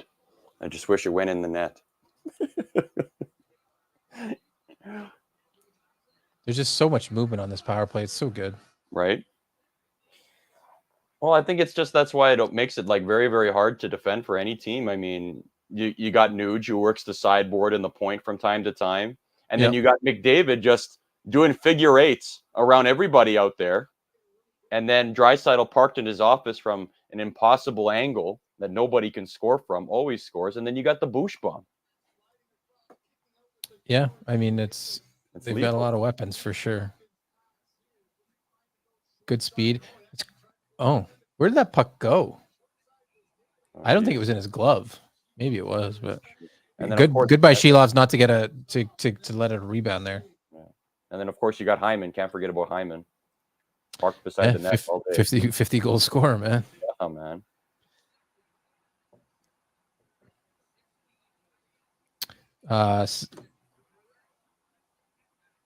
Exit says deep down Stuart is a Jets fan and has loves for the Canucks. Well, he doesn't know what he's talking about. Stacy says Oilers have coughed up.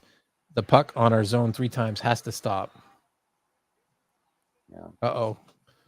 It doesn't. I don't know if it spoils anything, but Road Warrior J, who I thought was a Canucks fan, just said LFG in the chat. So who knows? So maybe hopefully the Canucks don't score. I thought he was a Canucks guy. He is, but he likes the Oilers too. But mostly, he's gonna choose the Canucks. Maybe he's just cheering that they killed the penalty. Yeah. Who knows? Please God, no. You got me thinking here, man. Get it out, guys. Get it out. There you go. There you go. Stop passing and just shoot it. It's drive me crazy, man. Pass, pass, pass. We can't pass it into the net, guys. You have to shoot it into the net.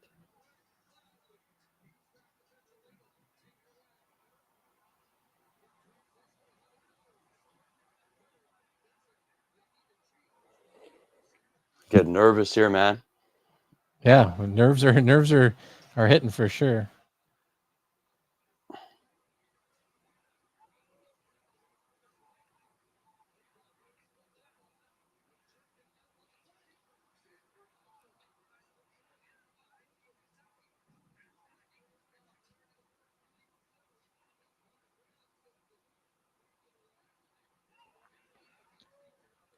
All right. Surprised the Oilers have been held to 12 shots here. Yeah. I mean, they had a low shot total in one of the other games this series too, but I think they've had a lot of shot attempts, but a lot of blocks from the Canucks. Similar to the Nashville series when the shots were like 15-15. Yeah. A lot of block shots in that series. Road Warrior Jay says, I got to support my rioters. How bad was that riot? Everybody always talks about it, but was it really that bad? What did they actually do? They lit a bunch of stuff on fire. I think they turned over some cars, I think. There's a documentary on it somewhere. I got to watch it. They just went straight up Hulk, eh? Yeah, no, it wasn't good. I mean, Road Warrior Jay, feel free to jump in and tell us if I was wrong, but it was pretty bad as far as like you didn't win anything and you blew up the city. Like, you know what I mean? Sometimes that happens when you win. Yeah, Stacy says destroyed cars, cop cars, etc. So yeah, there's lots of that. What happens if I do this? I'm going to click this button, see what happens. Oh, nice. I can put it on the screen. That's cool. I'm going to start doing that more often. Cool, yeah. Definitely do that. It'd be a lot easier to read. Don't do it during the game, though. Don't do it during the game. Yeah. Last thing I want is a spoiler. Is a breakaway. Yeah. Oh, odds are back up. I complained to a couple people. The odds are back up. Oilers are still favored -125 on the money line, +100 for the Vancouver Canucks. We've got over under 7.5. It is over to 7.5 is +170. I mean, they're going to get to 5. Do you think they'll get to 8? I do not, but I'm not taking the -250 on the under. So, I mean, hey, if you think the Oilers will win, now's a great price to jump in on them because they were about -145 before the game started. So, and now you're getting a better price on it now. If you think that we're going to win in regulation, they're at +160. So, if you bet $10, you can get 16 in profit back. And that's how that works. For those of you who aren't familiar with betting, but those are the lines at Sports Interaction.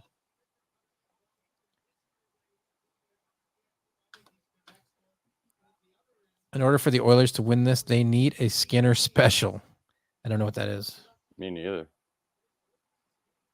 Is he saying like Shelovs needs to be like Skinner and let pucks in the net? And Stacy says the teams are actually very even except for the goaltending. Yeah, Shelovs has been better, but I mean, so far tonight, it's been the Canucks have been playing better. He's made some good saves. The Canucks have been the better team tonight so far. I would say Pickard's maybe overshadowed by Shelovs a little bit, considering the amount of games he's had and stolen for the Vancouver Canucks in this series. Just gonna open up some peach rings here. If anybody wants one, just let me know. You know, I'll send it over to you via mail. You have my mailing address, Sean. I do.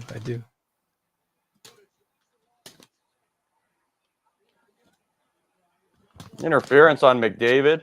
Did he get called? Joshua got called on that? Hallelujah. He's chirping on the way to the box. Yep. Let's go. McDavid, make him pay. Make him pay. Sweet revenge by Connor McJeezy, McDusty, bruh. Scoring for the Oilers. Give him the go-ahead goal. Let's go. Let's go. Let's go. If they score, I can't wait to see your TikTok at the intermission. You're going to be fired up. 5 minutes, 37 seconds left in the second period. Oh, yeah. How do you feel about the this camera angle, the one from behind the net? It's very polarizing. I like this look. It's different, you know. I don't mind when they do that angle. I want to see it when they score a goal. Yeah. You know what I mean? It would be nice to see that. Then I mean, nothing beats the normal camera footage, but behind the goal there, it's a different look. You know what I mean? Yeah. Like if that sneaks out to Hyman there, that's.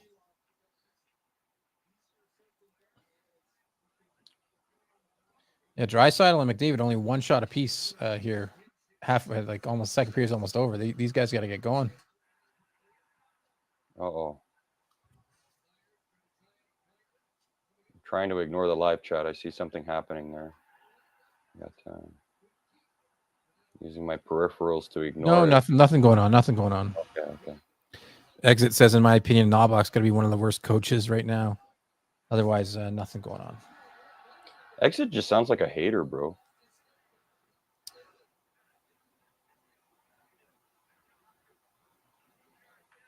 Oh, that could have been bad.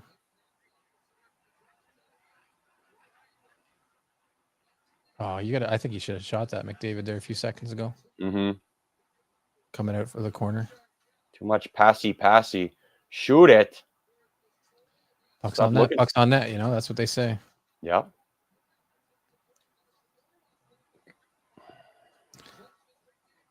Deflection to the crowd. I think the boys are going to switch it up with the second power play unit. I'd be surprised if they keep him out there. But, you know, the Canucks pressuring them on that penalty kill, and they continue to do that and pass. Like, that's going to happen. Yeah, second power play unit. And I don't mind this because we've seen them convert before.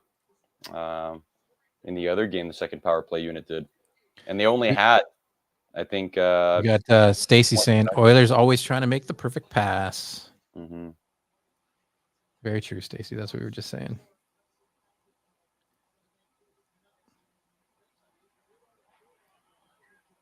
Oh.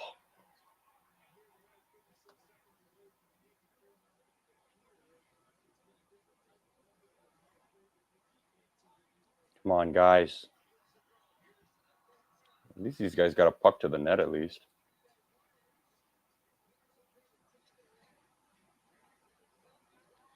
I mean, the ice has been a little tilted, but the shots are 10-2 here in the second period for the Canucks. Jeez. I didn't think it was that one-sided, but... Come on, boys. Looks like they just got the one shot on net. I think that came from the second power play unit. Nothing from McDavid's line. I cursed them by betting their shots on goal props. Good stop picks.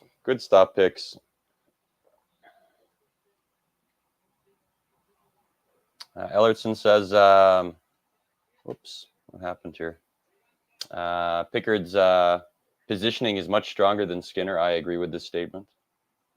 I agree. I just think Pickard is better than Stewie, to be honest with you. Oops.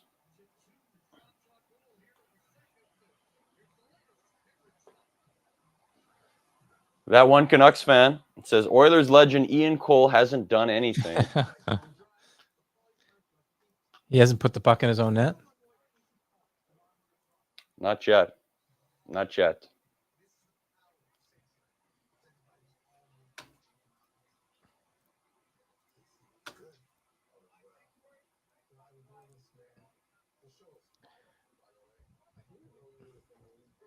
I'll see about jumping in on your TikTok live in the second period too. Just see what's going on, you know? Sure. I think you guys are almost at 1,000 there, so you guys can go live at the same time if you can. We have the basically the screen that you're looking at right now, 50-50 as well. Oh, so spoiler alert, I'm not actually a Sports Interaction employee. Oh, I just work here like 4 days a week. We're like contracted out through another company, but gotcha. So I have some access, but not I don't have that kind of access to go live on there. Oh, TikTok. gotcha. At least I have permission to. Maybe I could ask. I could probably get it, but yeah. But you go on the account though. Yeah, like I have the access to the Twitter and stuff, but I can use their stuff. I just can't go live like that.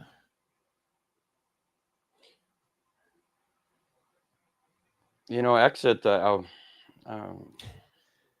Who do you guys think is a better goalie, Skinner or Martin Brodeur?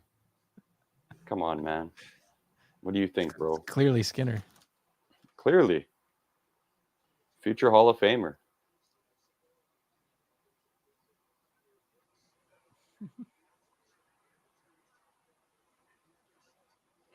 Zadorov and Kaner chirping at each other as always.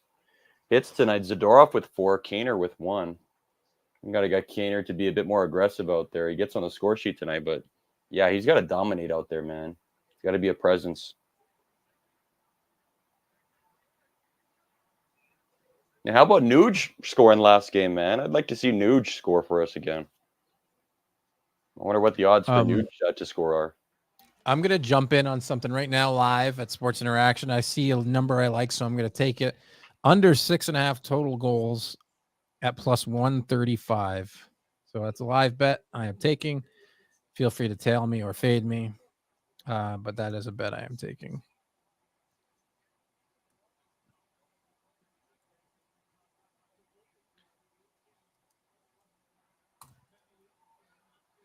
I think this game ends like, could be 3-2, could be 4-2. I'm hoping it doesn't get to 3-3, then that's an auto loss, but see where it goes. Oh God, they almost just put one.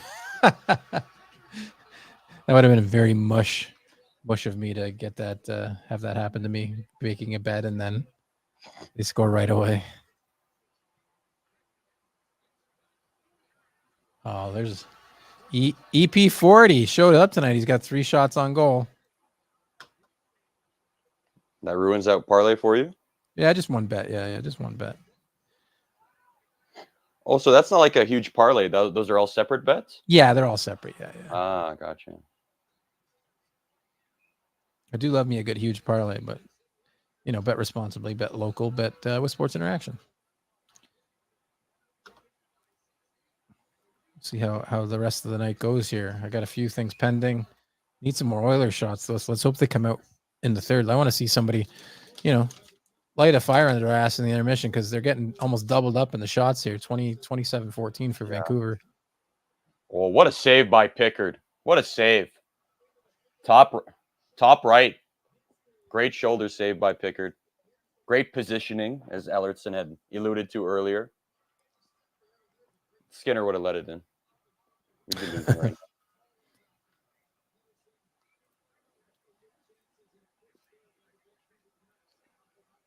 Oh!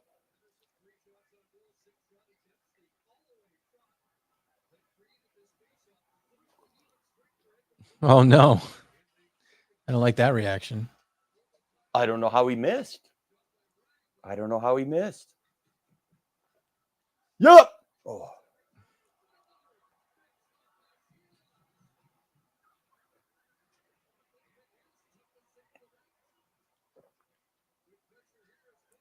Come on, boys. Come on.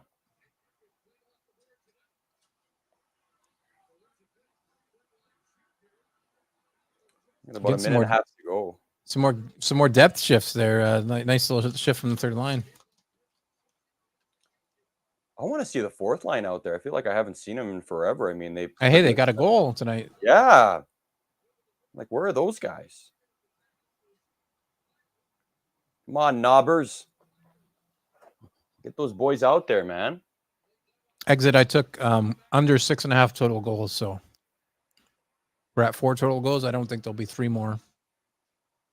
And I got that at plus 135, so.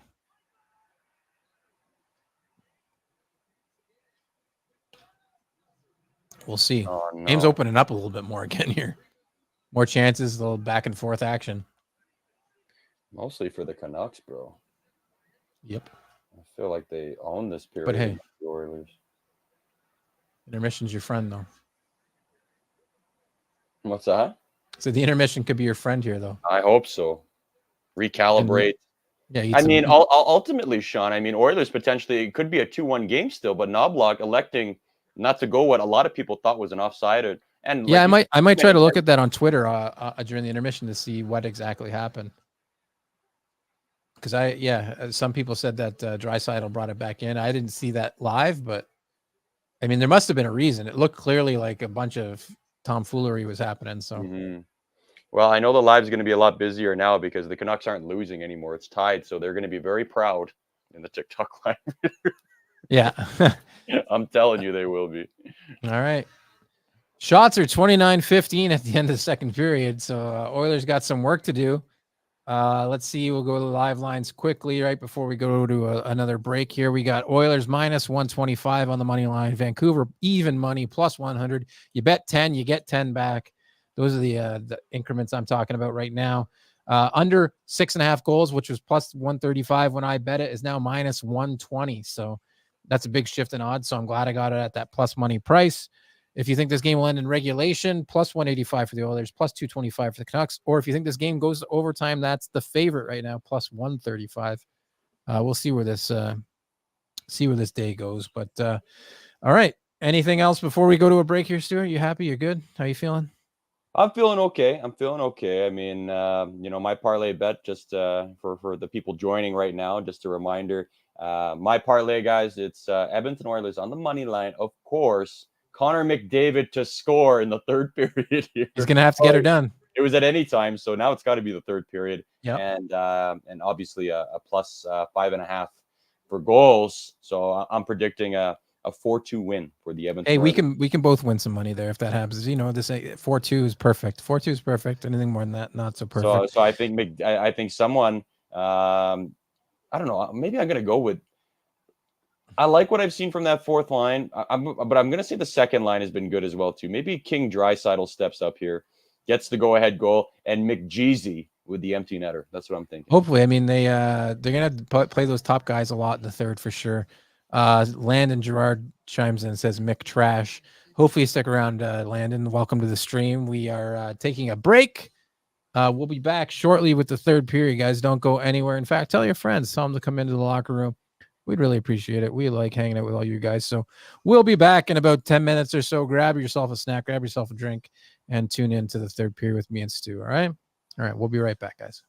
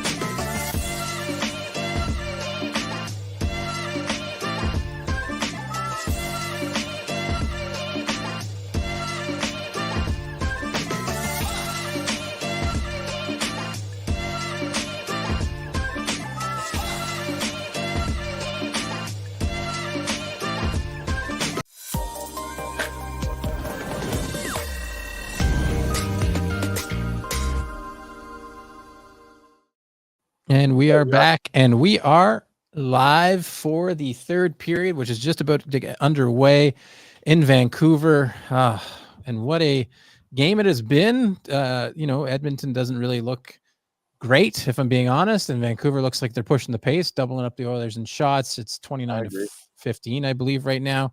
Live lines, look at the live lines at Sports Interaction, minus 125 for the Oilers, plus 100.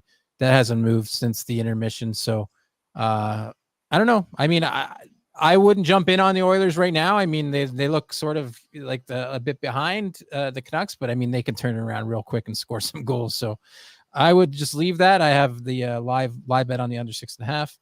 We've still got some bets in play from before the game. Stuart, how you feeling, man? Still feeling good? I saw you had the TikTok going. You had a couple hundred people in there, I think. Yeah, See more faces in here as well, which is great. Thanks for doing that. Yeah, of course. Deep Fry 55 here from the TikTok. He says, "Welcome, Deep Fry. What's your favorite deep fried food?" I'm a bit nervous going to this third period. Obviously, second period obviously belonged to the Vancouver Canucks.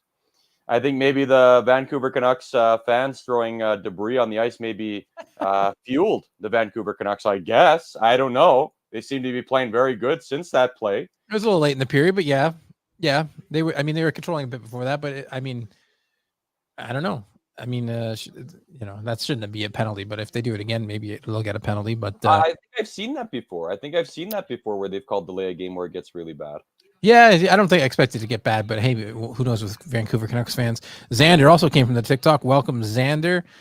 Cale Hagen came back. He was a little worried, but about the delay, but he's back. He's here. Got some new faces. Welcome, everybody. Feel free to let us know if you've got some bets that you're on that you're nervous for the third. Puck has just dropped to start the third, and we'll see what happens, man.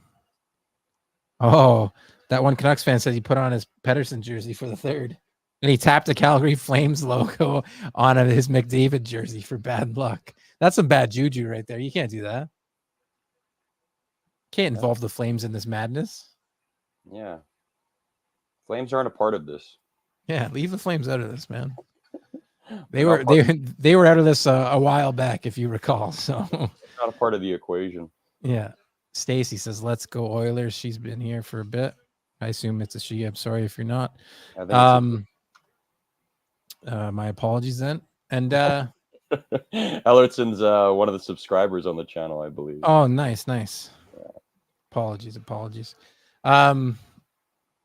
Yeah, we've got. Oh, that was tight. Shilov's left the goal and gave the puck away there.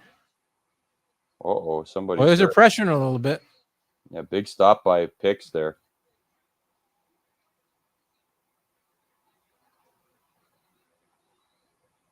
Oh, Cole. Oh, Nursey. Oh, that Nurse? Like big block by Nursey. Big block by Nursey. Took it in the shoulder and then clears the puck. And of course, no Oiler fans are going to encourage the big shot block by Darnell Nurse prevented a goal. Instead, they're going to choose to criticize him when something not that bad happens instead.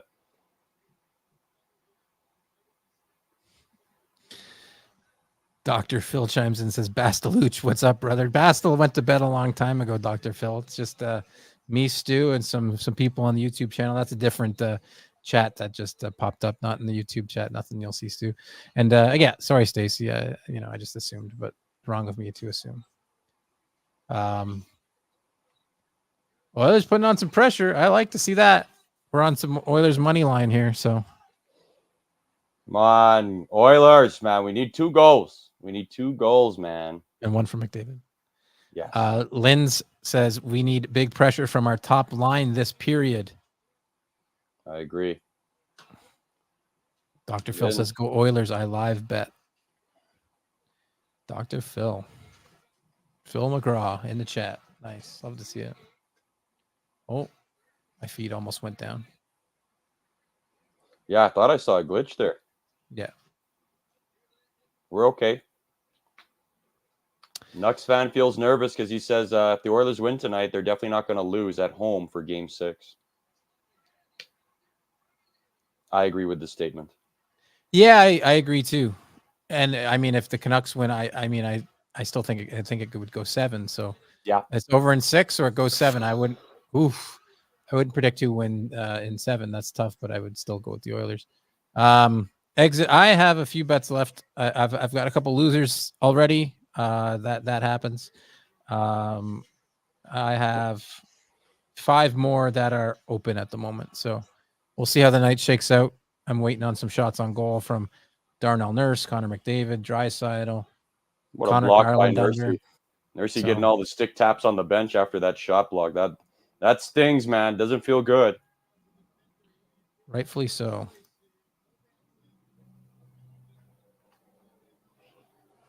Calvin Pickard busy tonight. Vancouver Canucks 30 shots on goal. Yeah, it's crazy. That would have cashed his over for sure. I missed it. I cashed Darnell Nurse's over at -155. He's got 2 shots, so I missed that. There's a winner for me, so that's happy. Happy, Sean. I don't know what happened there. Oh my God! How didn't they score? I know. No idea. Oh, he hit the post. He hit the post. And then that penalty seemed like a delayed call on the penalty too, but let's see what that was. And Brett Kulak saves a goal there on the rebound. Takes a penalty, and that's fine. He takes a penalty and saves a goal. So are they calling that a trip? I guess he can opener him a little bit. I guess. I don't know. What is that call? I gotta see that a third time. Come on, Canuck fans, throw some trash on the ice. Encourage your team.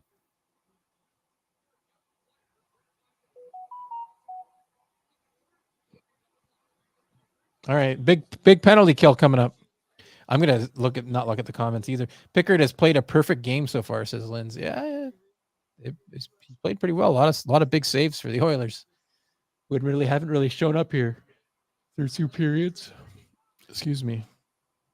It's 12:15 on my coast here on the East Coast in Toronto, Ontario. So I'm a little tired, but doing all right. But what about that, Sean? I mean, like, you'd think the league would schedule these. I don't understand why they don't schedule this game earlier. Yeah, well, I mean, they wanted to get the East Coast game out of the way, so they did on Saturday is the next game, and it's scheduled for 8:00, which I'll be back here on Saturday doing a live watch along with a Canucks fan, so I'll see the opposite side of this on Saturday. I'll still be cheering for the Oilers. Yes. Hey, I'm not just putting on a show for you, man. I'm an honest guy. I'll call it how I see it. I'm cheering for the Oilers in this series. So I'll be a public enemy number 1 for Marcus, who I haven't met yet. But we're doing the stream on Saturday at 8:00 for those of you who want to tune back in. Canucks videos? Yeah, that guy. Yeah. Yeah. We actually just did a segment on Global News there. Not too long. Nice. Yeah, I haven't chatted with him. He's done some streeter stuff for us. Oh, I thought the ref was calling a penalty, but just the puck out of play. Yeah. Xander asks, if Vancouver gets another goal, do you think the Oilers will turn it around and tie it up again? Yes. I think that would really. It depends, because I think the Vancouver Canucks might play, on their heels a little bit and allow Oilers back into the game. I could see it, but I'm gonna say that Vancouver doesn't score first. So, I'm hoping. I mean, no offense, but I'm hoping this game doesn't go too far into overtime. I've never. At least it's a bit earlier for you. The game is favored to go to overtime right now at Sports Interaction, even money to go to overtime. So it's kind of looking that way, but all it takes is one go-ahead goal here. Completely change. Oh, we got a partial break. Oh, is that Fogle? Yeah, it was Fogle. Had some good plays. I mean, he got elbowed. That drew a penalty. He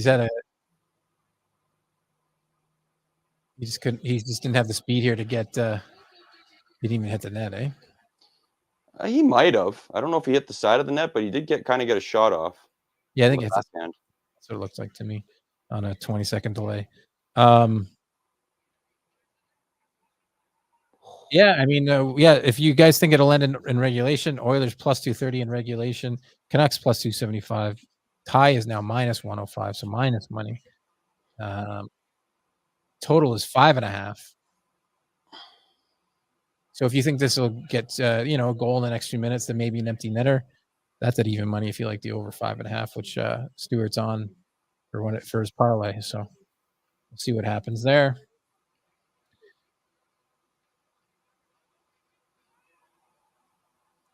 Oilers came out hot, but that penalty killed their momentum a little bit.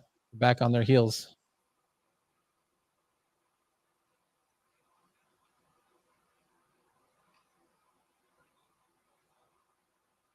No.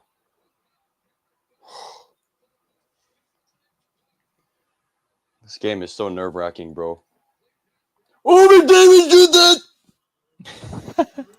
Oh, beautiful spinorama. Didn't get everything on it. Love that reaction. That was great. When McDavid's cooking out there, bro, you let him cook. I'll take the shot on net, though. I need more of those. I need more of those, brother. Jeez, Pickard got out of position there a little bit. Little, but kept it out of the net. That's what matters. You want to talk about being out of position? That guy that's warming up the bench right now? Dude. Mr. Mustache himself. Yeah. Oh, great stop on the wraparound. Connor Garland. He must have registered a shot there on the wraparound. He is at 1 now. So I just got to avoid him getting to 3. McDavid was close on that spinorama backhand shot. Woo. Sheloffs gets the pad out there.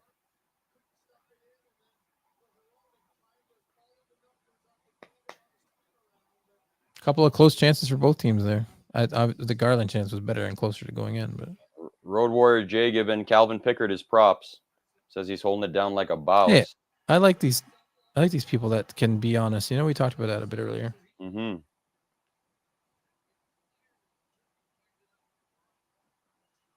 I don't know, man. I can't even keep up with the comments on the TikTok live with what people are saying. I'm like, you know what? You got to do your best, right? You just do your best. Yeah. Especially because it disappears so fast with the scrolling and everything, and plus you're trying to talk. It's like you. I'm usually pretty good at it, but then when the knuckleheads take over, I'm like, you know what? I'm not going to read all these anyways. Let them talk. Let them talk.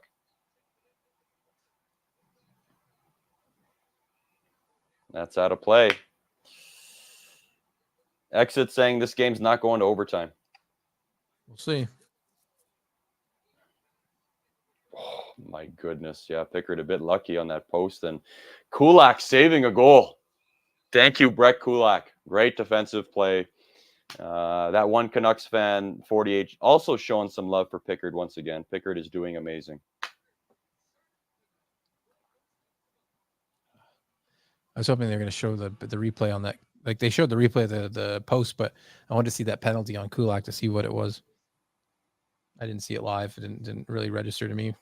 I just saw on the replay. I didn't see it live either. It would everything happened so quick. The replay, they always know how to slow everything down there. So doesn't matter. Oilers kill it off. Hopefully that gives them some momentum, man. I forget who it was. Someone in the live there asked, do you think the Oilers, if Vancouver scores, if the Oilers get back in it, Canucks controlling the pace, but if we continue to get another big save from Calvin Pickard, a game-saving save, sometimes I can switch the momentum as well to go back the other way, and that's kind of what I'm hoping for here because the Canucks are just controlling it right now.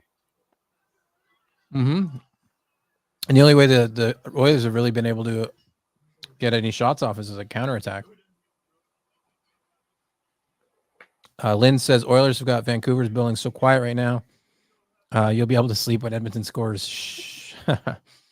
Deep Fry says Oilers losing faceoffs is the real killer. It's important. And do you think that the Canucks will sign Dakota Joshua? I mean, he's been impressive in the playoffs. It'd be a mistake if they didn't re-sign him. Yeah. He's one of those guys can be a little physical, good on the puck. I think he's a good player. I mean, what's his contract now? I think it's probably pretty cheap. Oh, internet wants me to look up Dakota Johnson instead. Sorry, I got sidetracked.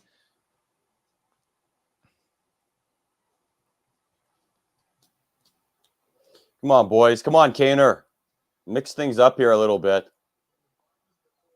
Somebody just dummy Zadorov, please. Somebody just annihilate this guy. Yeah, the Joshua's only making 825, so I mean, like, there's a lot of room for, give him 1.5, 2. He's gonna get a raise. He'll get a raise. Give him a raise and get him to stick around. I think he'd want to stick around. So I think you give him like something like 1.5 to 1.7, and double his salary, and I think he should stick around.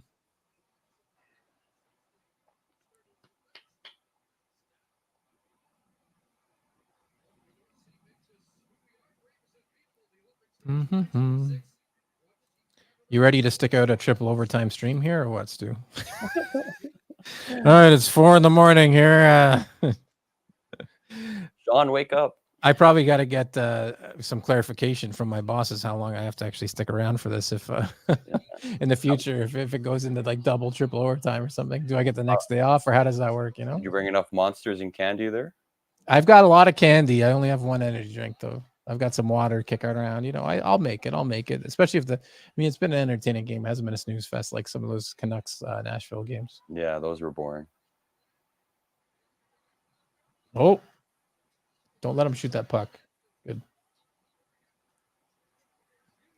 Good D there. Let's go, Kaner.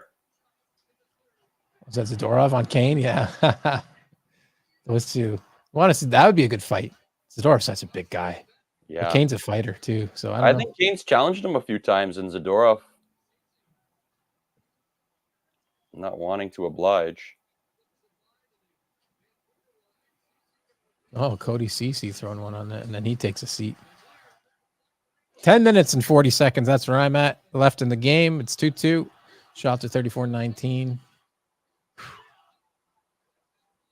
Going through every period, there's like a couple minute window where they just go back and forth, and it's open it up a little bit here and there.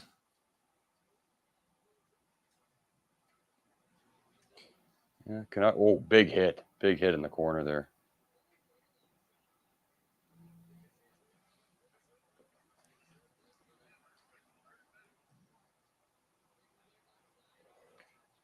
Come on, Oilers. Let's go, Oilers. Oilers are just dumping it out, man. They gotta get some puck moving. They gotta get some possession going. They're just surviving out there, man.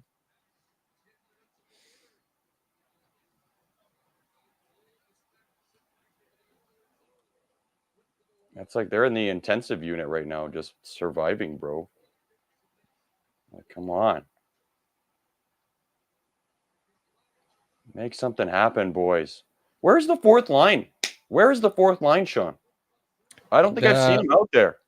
Brown, Janmark, and Ryan have played 8 minutes tonight. Eight and a half, thereabouts. I mean, it sounds about right, but they should get a bit more ice. That's pretty much the same for the Canucks fourth line. Niels Höglander 6.5 minutes. There we go. Now we got DJ Steppy 8.5. Get some energy going. Right when I asked for him. Knobloch's listening to me, I guess.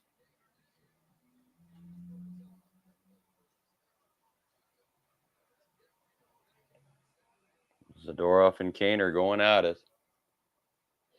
Commercial break. Xander says, last game when Vancouver got ahead, Oilers squeezed in, scored their last two right after. I think if Vancouver gets ahead, we still have a good chance.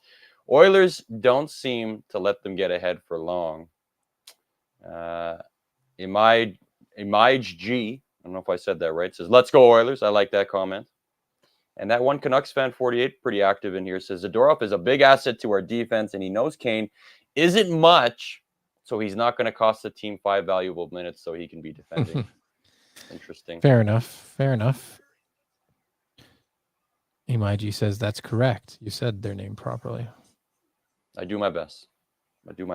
Not me, man. I've been calling out people and the wrong Gender. wrong genders, wrong. Yeah. That's all right. You know, I'm trying. I'm trying out here. Yeah. So let's take a quick look at the lines. They probably haven't changed much. The total's probably changed to it's still 5.5. Under is -275. That's too much to take the under there. The tie is now favored at -165 in regulation. Oilers still -125 on the money line. Canucks +100. So if you think either team will win by 2, which seems very unlikely at this point, you get about 6.5, 7-1 on both sides. If you think they can pot one, then pot one in the empty net. I do not think that'll be happening. I'm telling you, Shawn, late goal by the Oilers, an empty netter, bro. Empty netter by McJesus. You called it. We'll see. Please. I also probably should have finished my energy drink before 12:30 at night. I'm going to be up to like 3 anyways. You might need to go get another one during the intermission if it goes to OT. I'm in a big 20-story building downtown, so I got an elevator and then go, and I can't. There's a vending machine that might have a couple of Red Bulls in it. We'll see. I really can't have another one though. Here we go. Too much for me. All right, puck's dropping. We were just in a commercial break. I have 8:52 left in the third. Let's see what happens, boys and girls. Oh, my stream just went down. Maybe it'll catch up. No, yeah, I'm at 8:40, 8:39, 8:38. Okay, no. Mine kind of. Miller's been quiet, eh? Yeah, Miller had that on the power play there. He had that bomb 3 shots from the point. He had that bomb from the point. That was his last scoring chance there.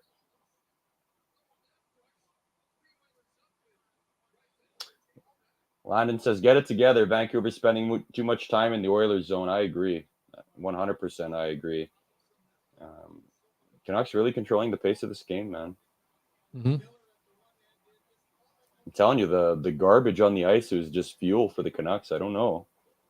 They've been playing good hockey ever since that. Come on, boys. Let's go, Oilers.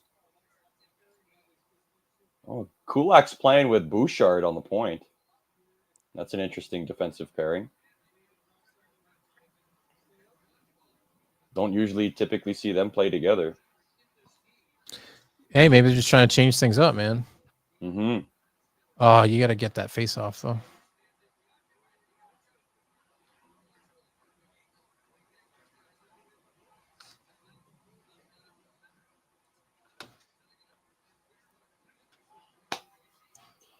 Come on. Come on, go. Set it up, guys. Just give the puck to McDavid. Let him do everything. Okay, third line out here. Come on, Corey Perry. Whoa! Corey Perry? I thought he scored. Oh. I thought he scored. Beautiful wraparound by Perry, but Sheloff's, he was there. No surprise. And another instance where he doesn't give up a rebound, eh? Mm-hmm. Good point. Great rebound control. Oh, Zadorov chirping again, eh? And Kane's right there too.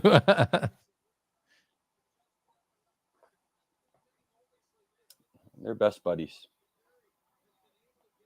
Oh, that was a nice play on Hughes. Hughes lost Perry. Didn't think he was going to go that way. Mm-hmm.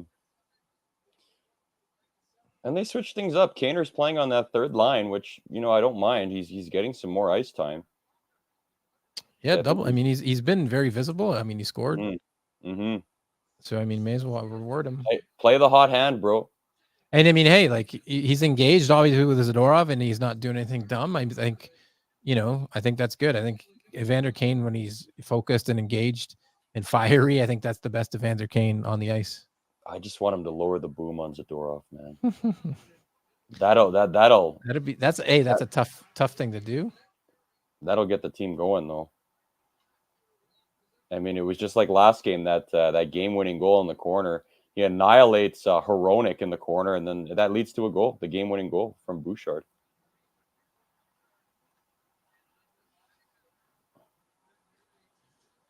All right, we got 7 minutes left here. Oh, you're catching up, man. Maybe mine fell behind after it glitched. I rounded up a little bit. Oh. I'm at 6:55.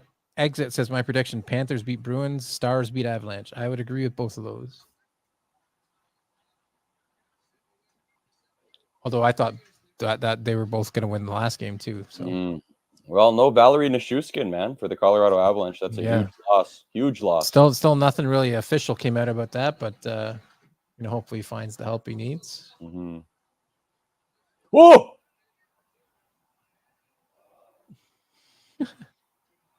So we had a break. Whoa, shoot it!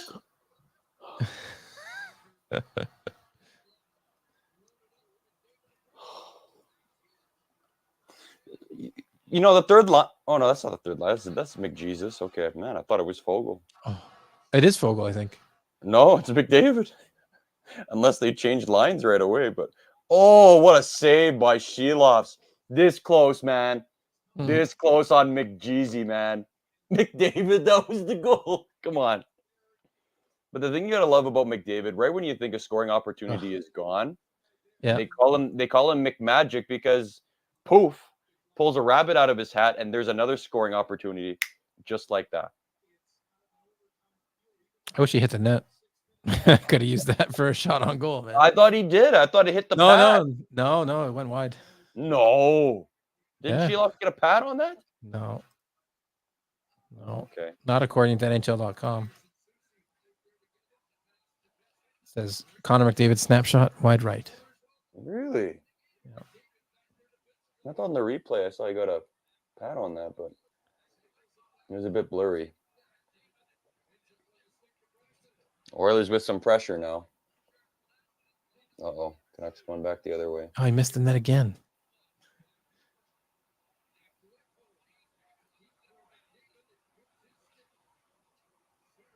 Come on.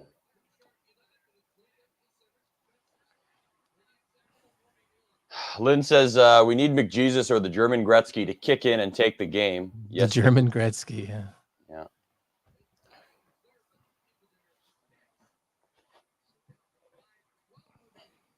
If you don't know who we mean by the German Gretzky, talking about Leon Draisaitl. Yeah. I don't know who anointed him with this name, but it's definitely comparable when we talk about the playoffs, man. You've seen how high he ranks for points per game. He's next up to the greatest, man, Mario Lemieux, and the GOAT, Wayne Gretzky. Someone chimes in, my cheeks are clenched. Yep. They sure are. They clinched the playoff berth. I think you mean clenched, but I'll let it go. Well, actually, that wasn't me letting it go. Sorry. I can't let things go. I have issues. Many issues. This game is very close to going to overtime. It is. It is. If you think either team will score in the next 5 minutes, Oilers plus 475 to win in regulation. Canucks plus 550 to win in regulation. So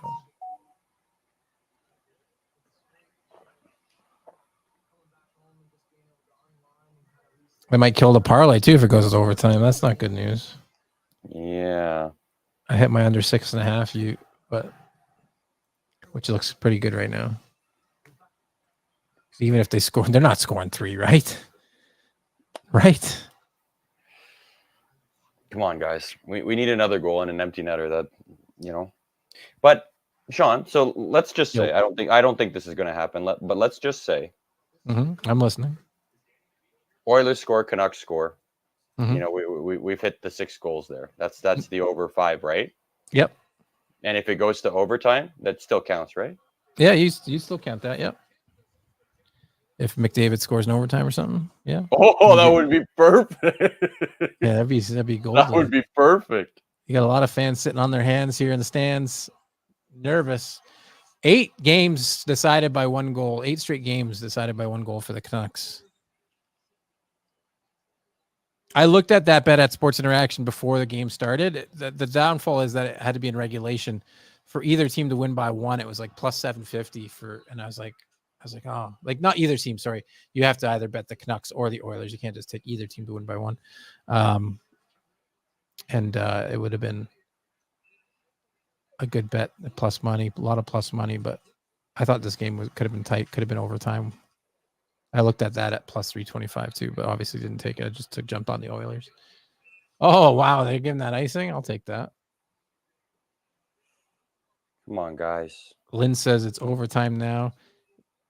That one Canucks fan says, I might turn the game off, go look at the score in 30 minutes and pray the Canucks won because I'm so scared. Can't play scared, man. You got to watch your team. Lynn says it's overtime and more living dead man is lit, I think. Says go Oilers, go. Man, if it's in overtime, our live stream is very far behind, man. Yeah, right. Exit asks, what team do you guys think have the loudest crowds? There's a few good stadiums in the NHL. It is not the Toronto Maple Leafs, I'll tell you that much. I would say Vegas probably would be my pick. Montreal's up there. Vegas, yeah, Montreal. Nashville. Smashville, yeah.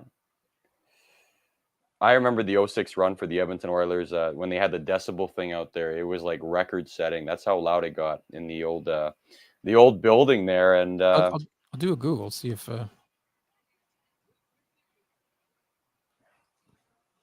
anything comes up.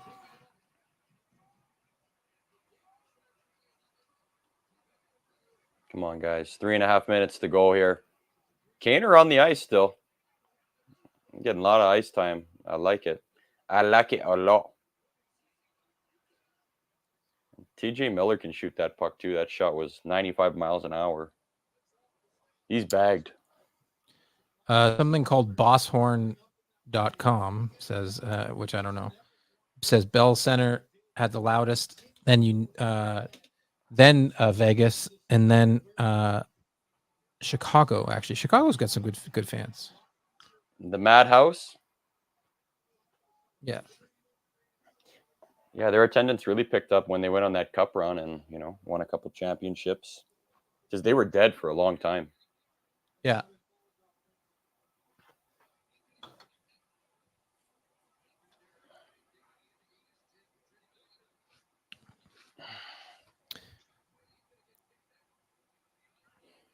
Emiaj G says the team with the biggest bandwagon fan base is the LA Kings. I don't know many Kings fans, but I'm on the East Coast, so. They got some loyal fans. So you got Will Ferrell, Snoop Doggy Dogg. Biggest bandwagon that I know of in the NHL. Vancouver Canucks. Yeah, I don't know, actually, to be honest. I can't wait for just a really shitty penalty to ruin this game. Like a non-call. Right? Biggest bandwagon. I don't know. Thank you, Matthias Janmark. Just shoot the puck on net. Get a face-off. Thank you. Smart. Get the top line out there with 2.5 minutes left. Right? Yeah. I like it. Put Draisaitl in the dot there to take the draw. And McDavid just rifle that puck right away. Catch him sleeping. Kaner out there. Look at the third line out there. Wow. Okay. Shoot!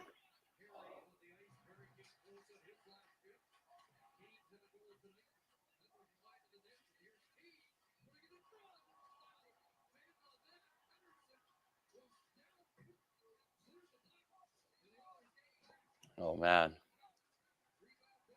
Come on. A lot of pressure. Offside. Okay, here you go.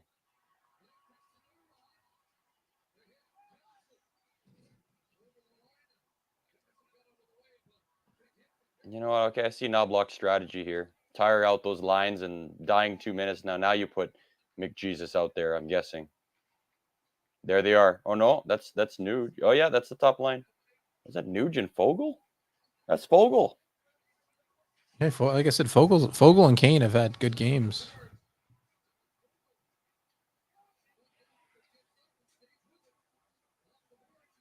Uh-oh. JT Miller. Skate. Go, Nuge. Go, Nuge.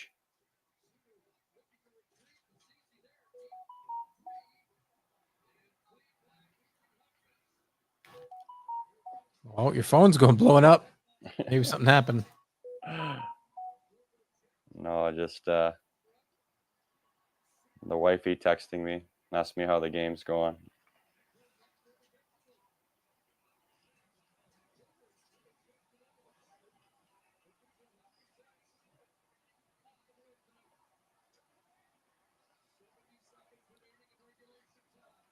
Damn.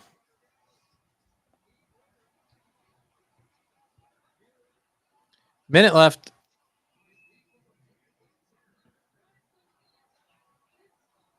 Oh, you got to hit the net. You're killing me, man.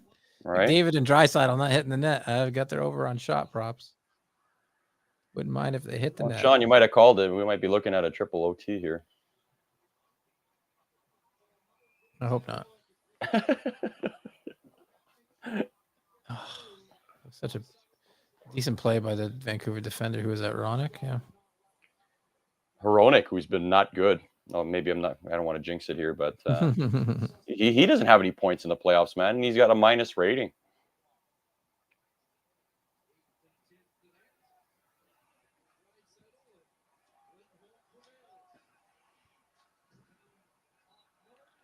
Uh-oh. Pedersen.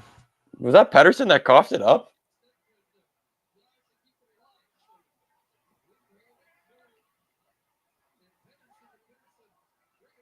Uh-oh. Uh-oh. Oh, wow. Fuck, eh? Maybe they'll challenge an offside now. Right? Exit says no way. Then... Dummy, look at the score now. JT Miller? Looks like it. I don't even know what happened. What is that, like, 30 seconds to go? Airmailed the pass in. See if they do some sort of... I didn't see how onside or offside it looked, but it's tough. It would be tough to do with the puck in the air, too.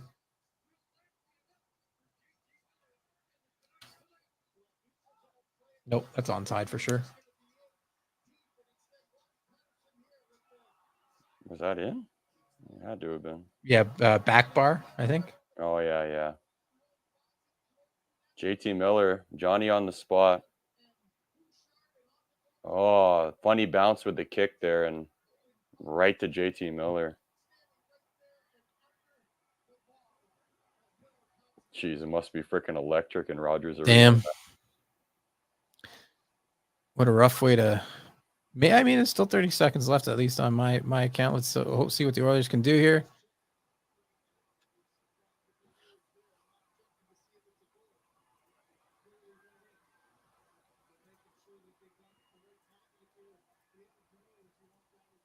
I'm checking for more time. We'll take more time. We'll take more time.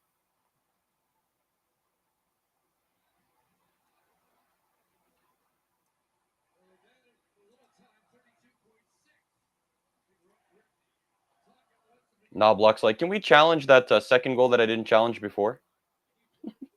Yeah, right. That's what he's asking the referee. Not a fan of Knobloch for that, man. Not a fan. And we saw that from the regular season from him. Rarely ever challenges a call. Yeah, I to be honest, I meant to look at that in the second intermission, but I didn't. I checked out your TikTok instead. I didn't see anything here that looked like it was offside, so I don't know. Looks like that's what they're looking at, though. They're showing the replay again. Can you challenge a high stick? You can challenge a high stick. Yeah, you can, I think. But it doesn't look like that's going to be the case. I see the live chat going off. Who knows? Maybe this game is over already. I have no idea. Oh, they're saying they're challenging offside. Patterson picks up the assist. He showed up tonight. He showed up. Got some shots on goal. Gets an assist. Pickard goes to the bench. Empty net. Here's the countdown. It's over. It's over. Damn, man. It's a downer way to end it.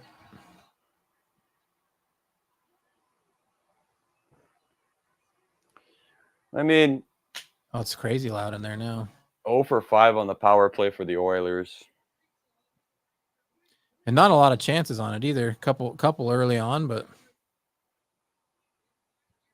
that's all she wrote. What are the referees doing now? Talking to the timekeepers about something. Corey Perry's not leaving. Something's going on here. I think it was offside. There's probably like 2 seconds left. Oh, 0.4 seconds. I thought it was over. Well, I mean, it is over. Yeah. But I think they're waiting. I think they might add some time. I think that's what the referee's doing. 3 seconds left. Is the faceoff in their zone? No, I think it's outside the zone. Oh. Yeah. That's it. That's all she wrote. Rough, man. It's open for some overtime. Yeah, me too, man. Wow. That's tough. I mean, Canucks were the better team tonight. That's for sure.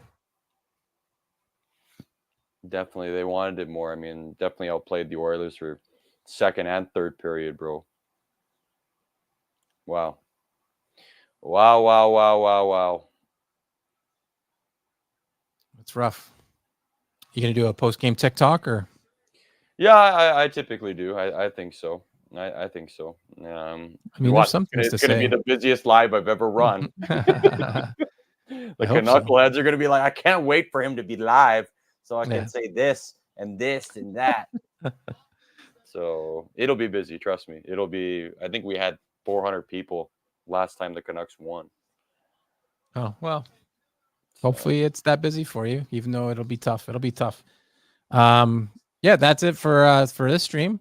We'll be back on Saturday night at around 7:45 Eastern time for Game 6, where the Canucks look to end the series, which I didn't think I'd be saying tonight. Thanks to everybody for tuning in, for the comments, for everything. That was great. A lot of engagement. Really appreciate it. Stuart, man, good to hang out with you. Hopefully, hopefully we get to do it in the next round. But sure. Well, yeah, I don't know. We got to bang off 2 straight here for that to happen. Yeah, that's not the position you thought you'd be in, but I do think Oilers win Game 6 on home ice. Let's go. Yeah, so that's it for the locker room, guys. Thanks for tuning in, and we'll catch you on Saturday at 7:45 Eastern. You don't want to miss it. Cheers.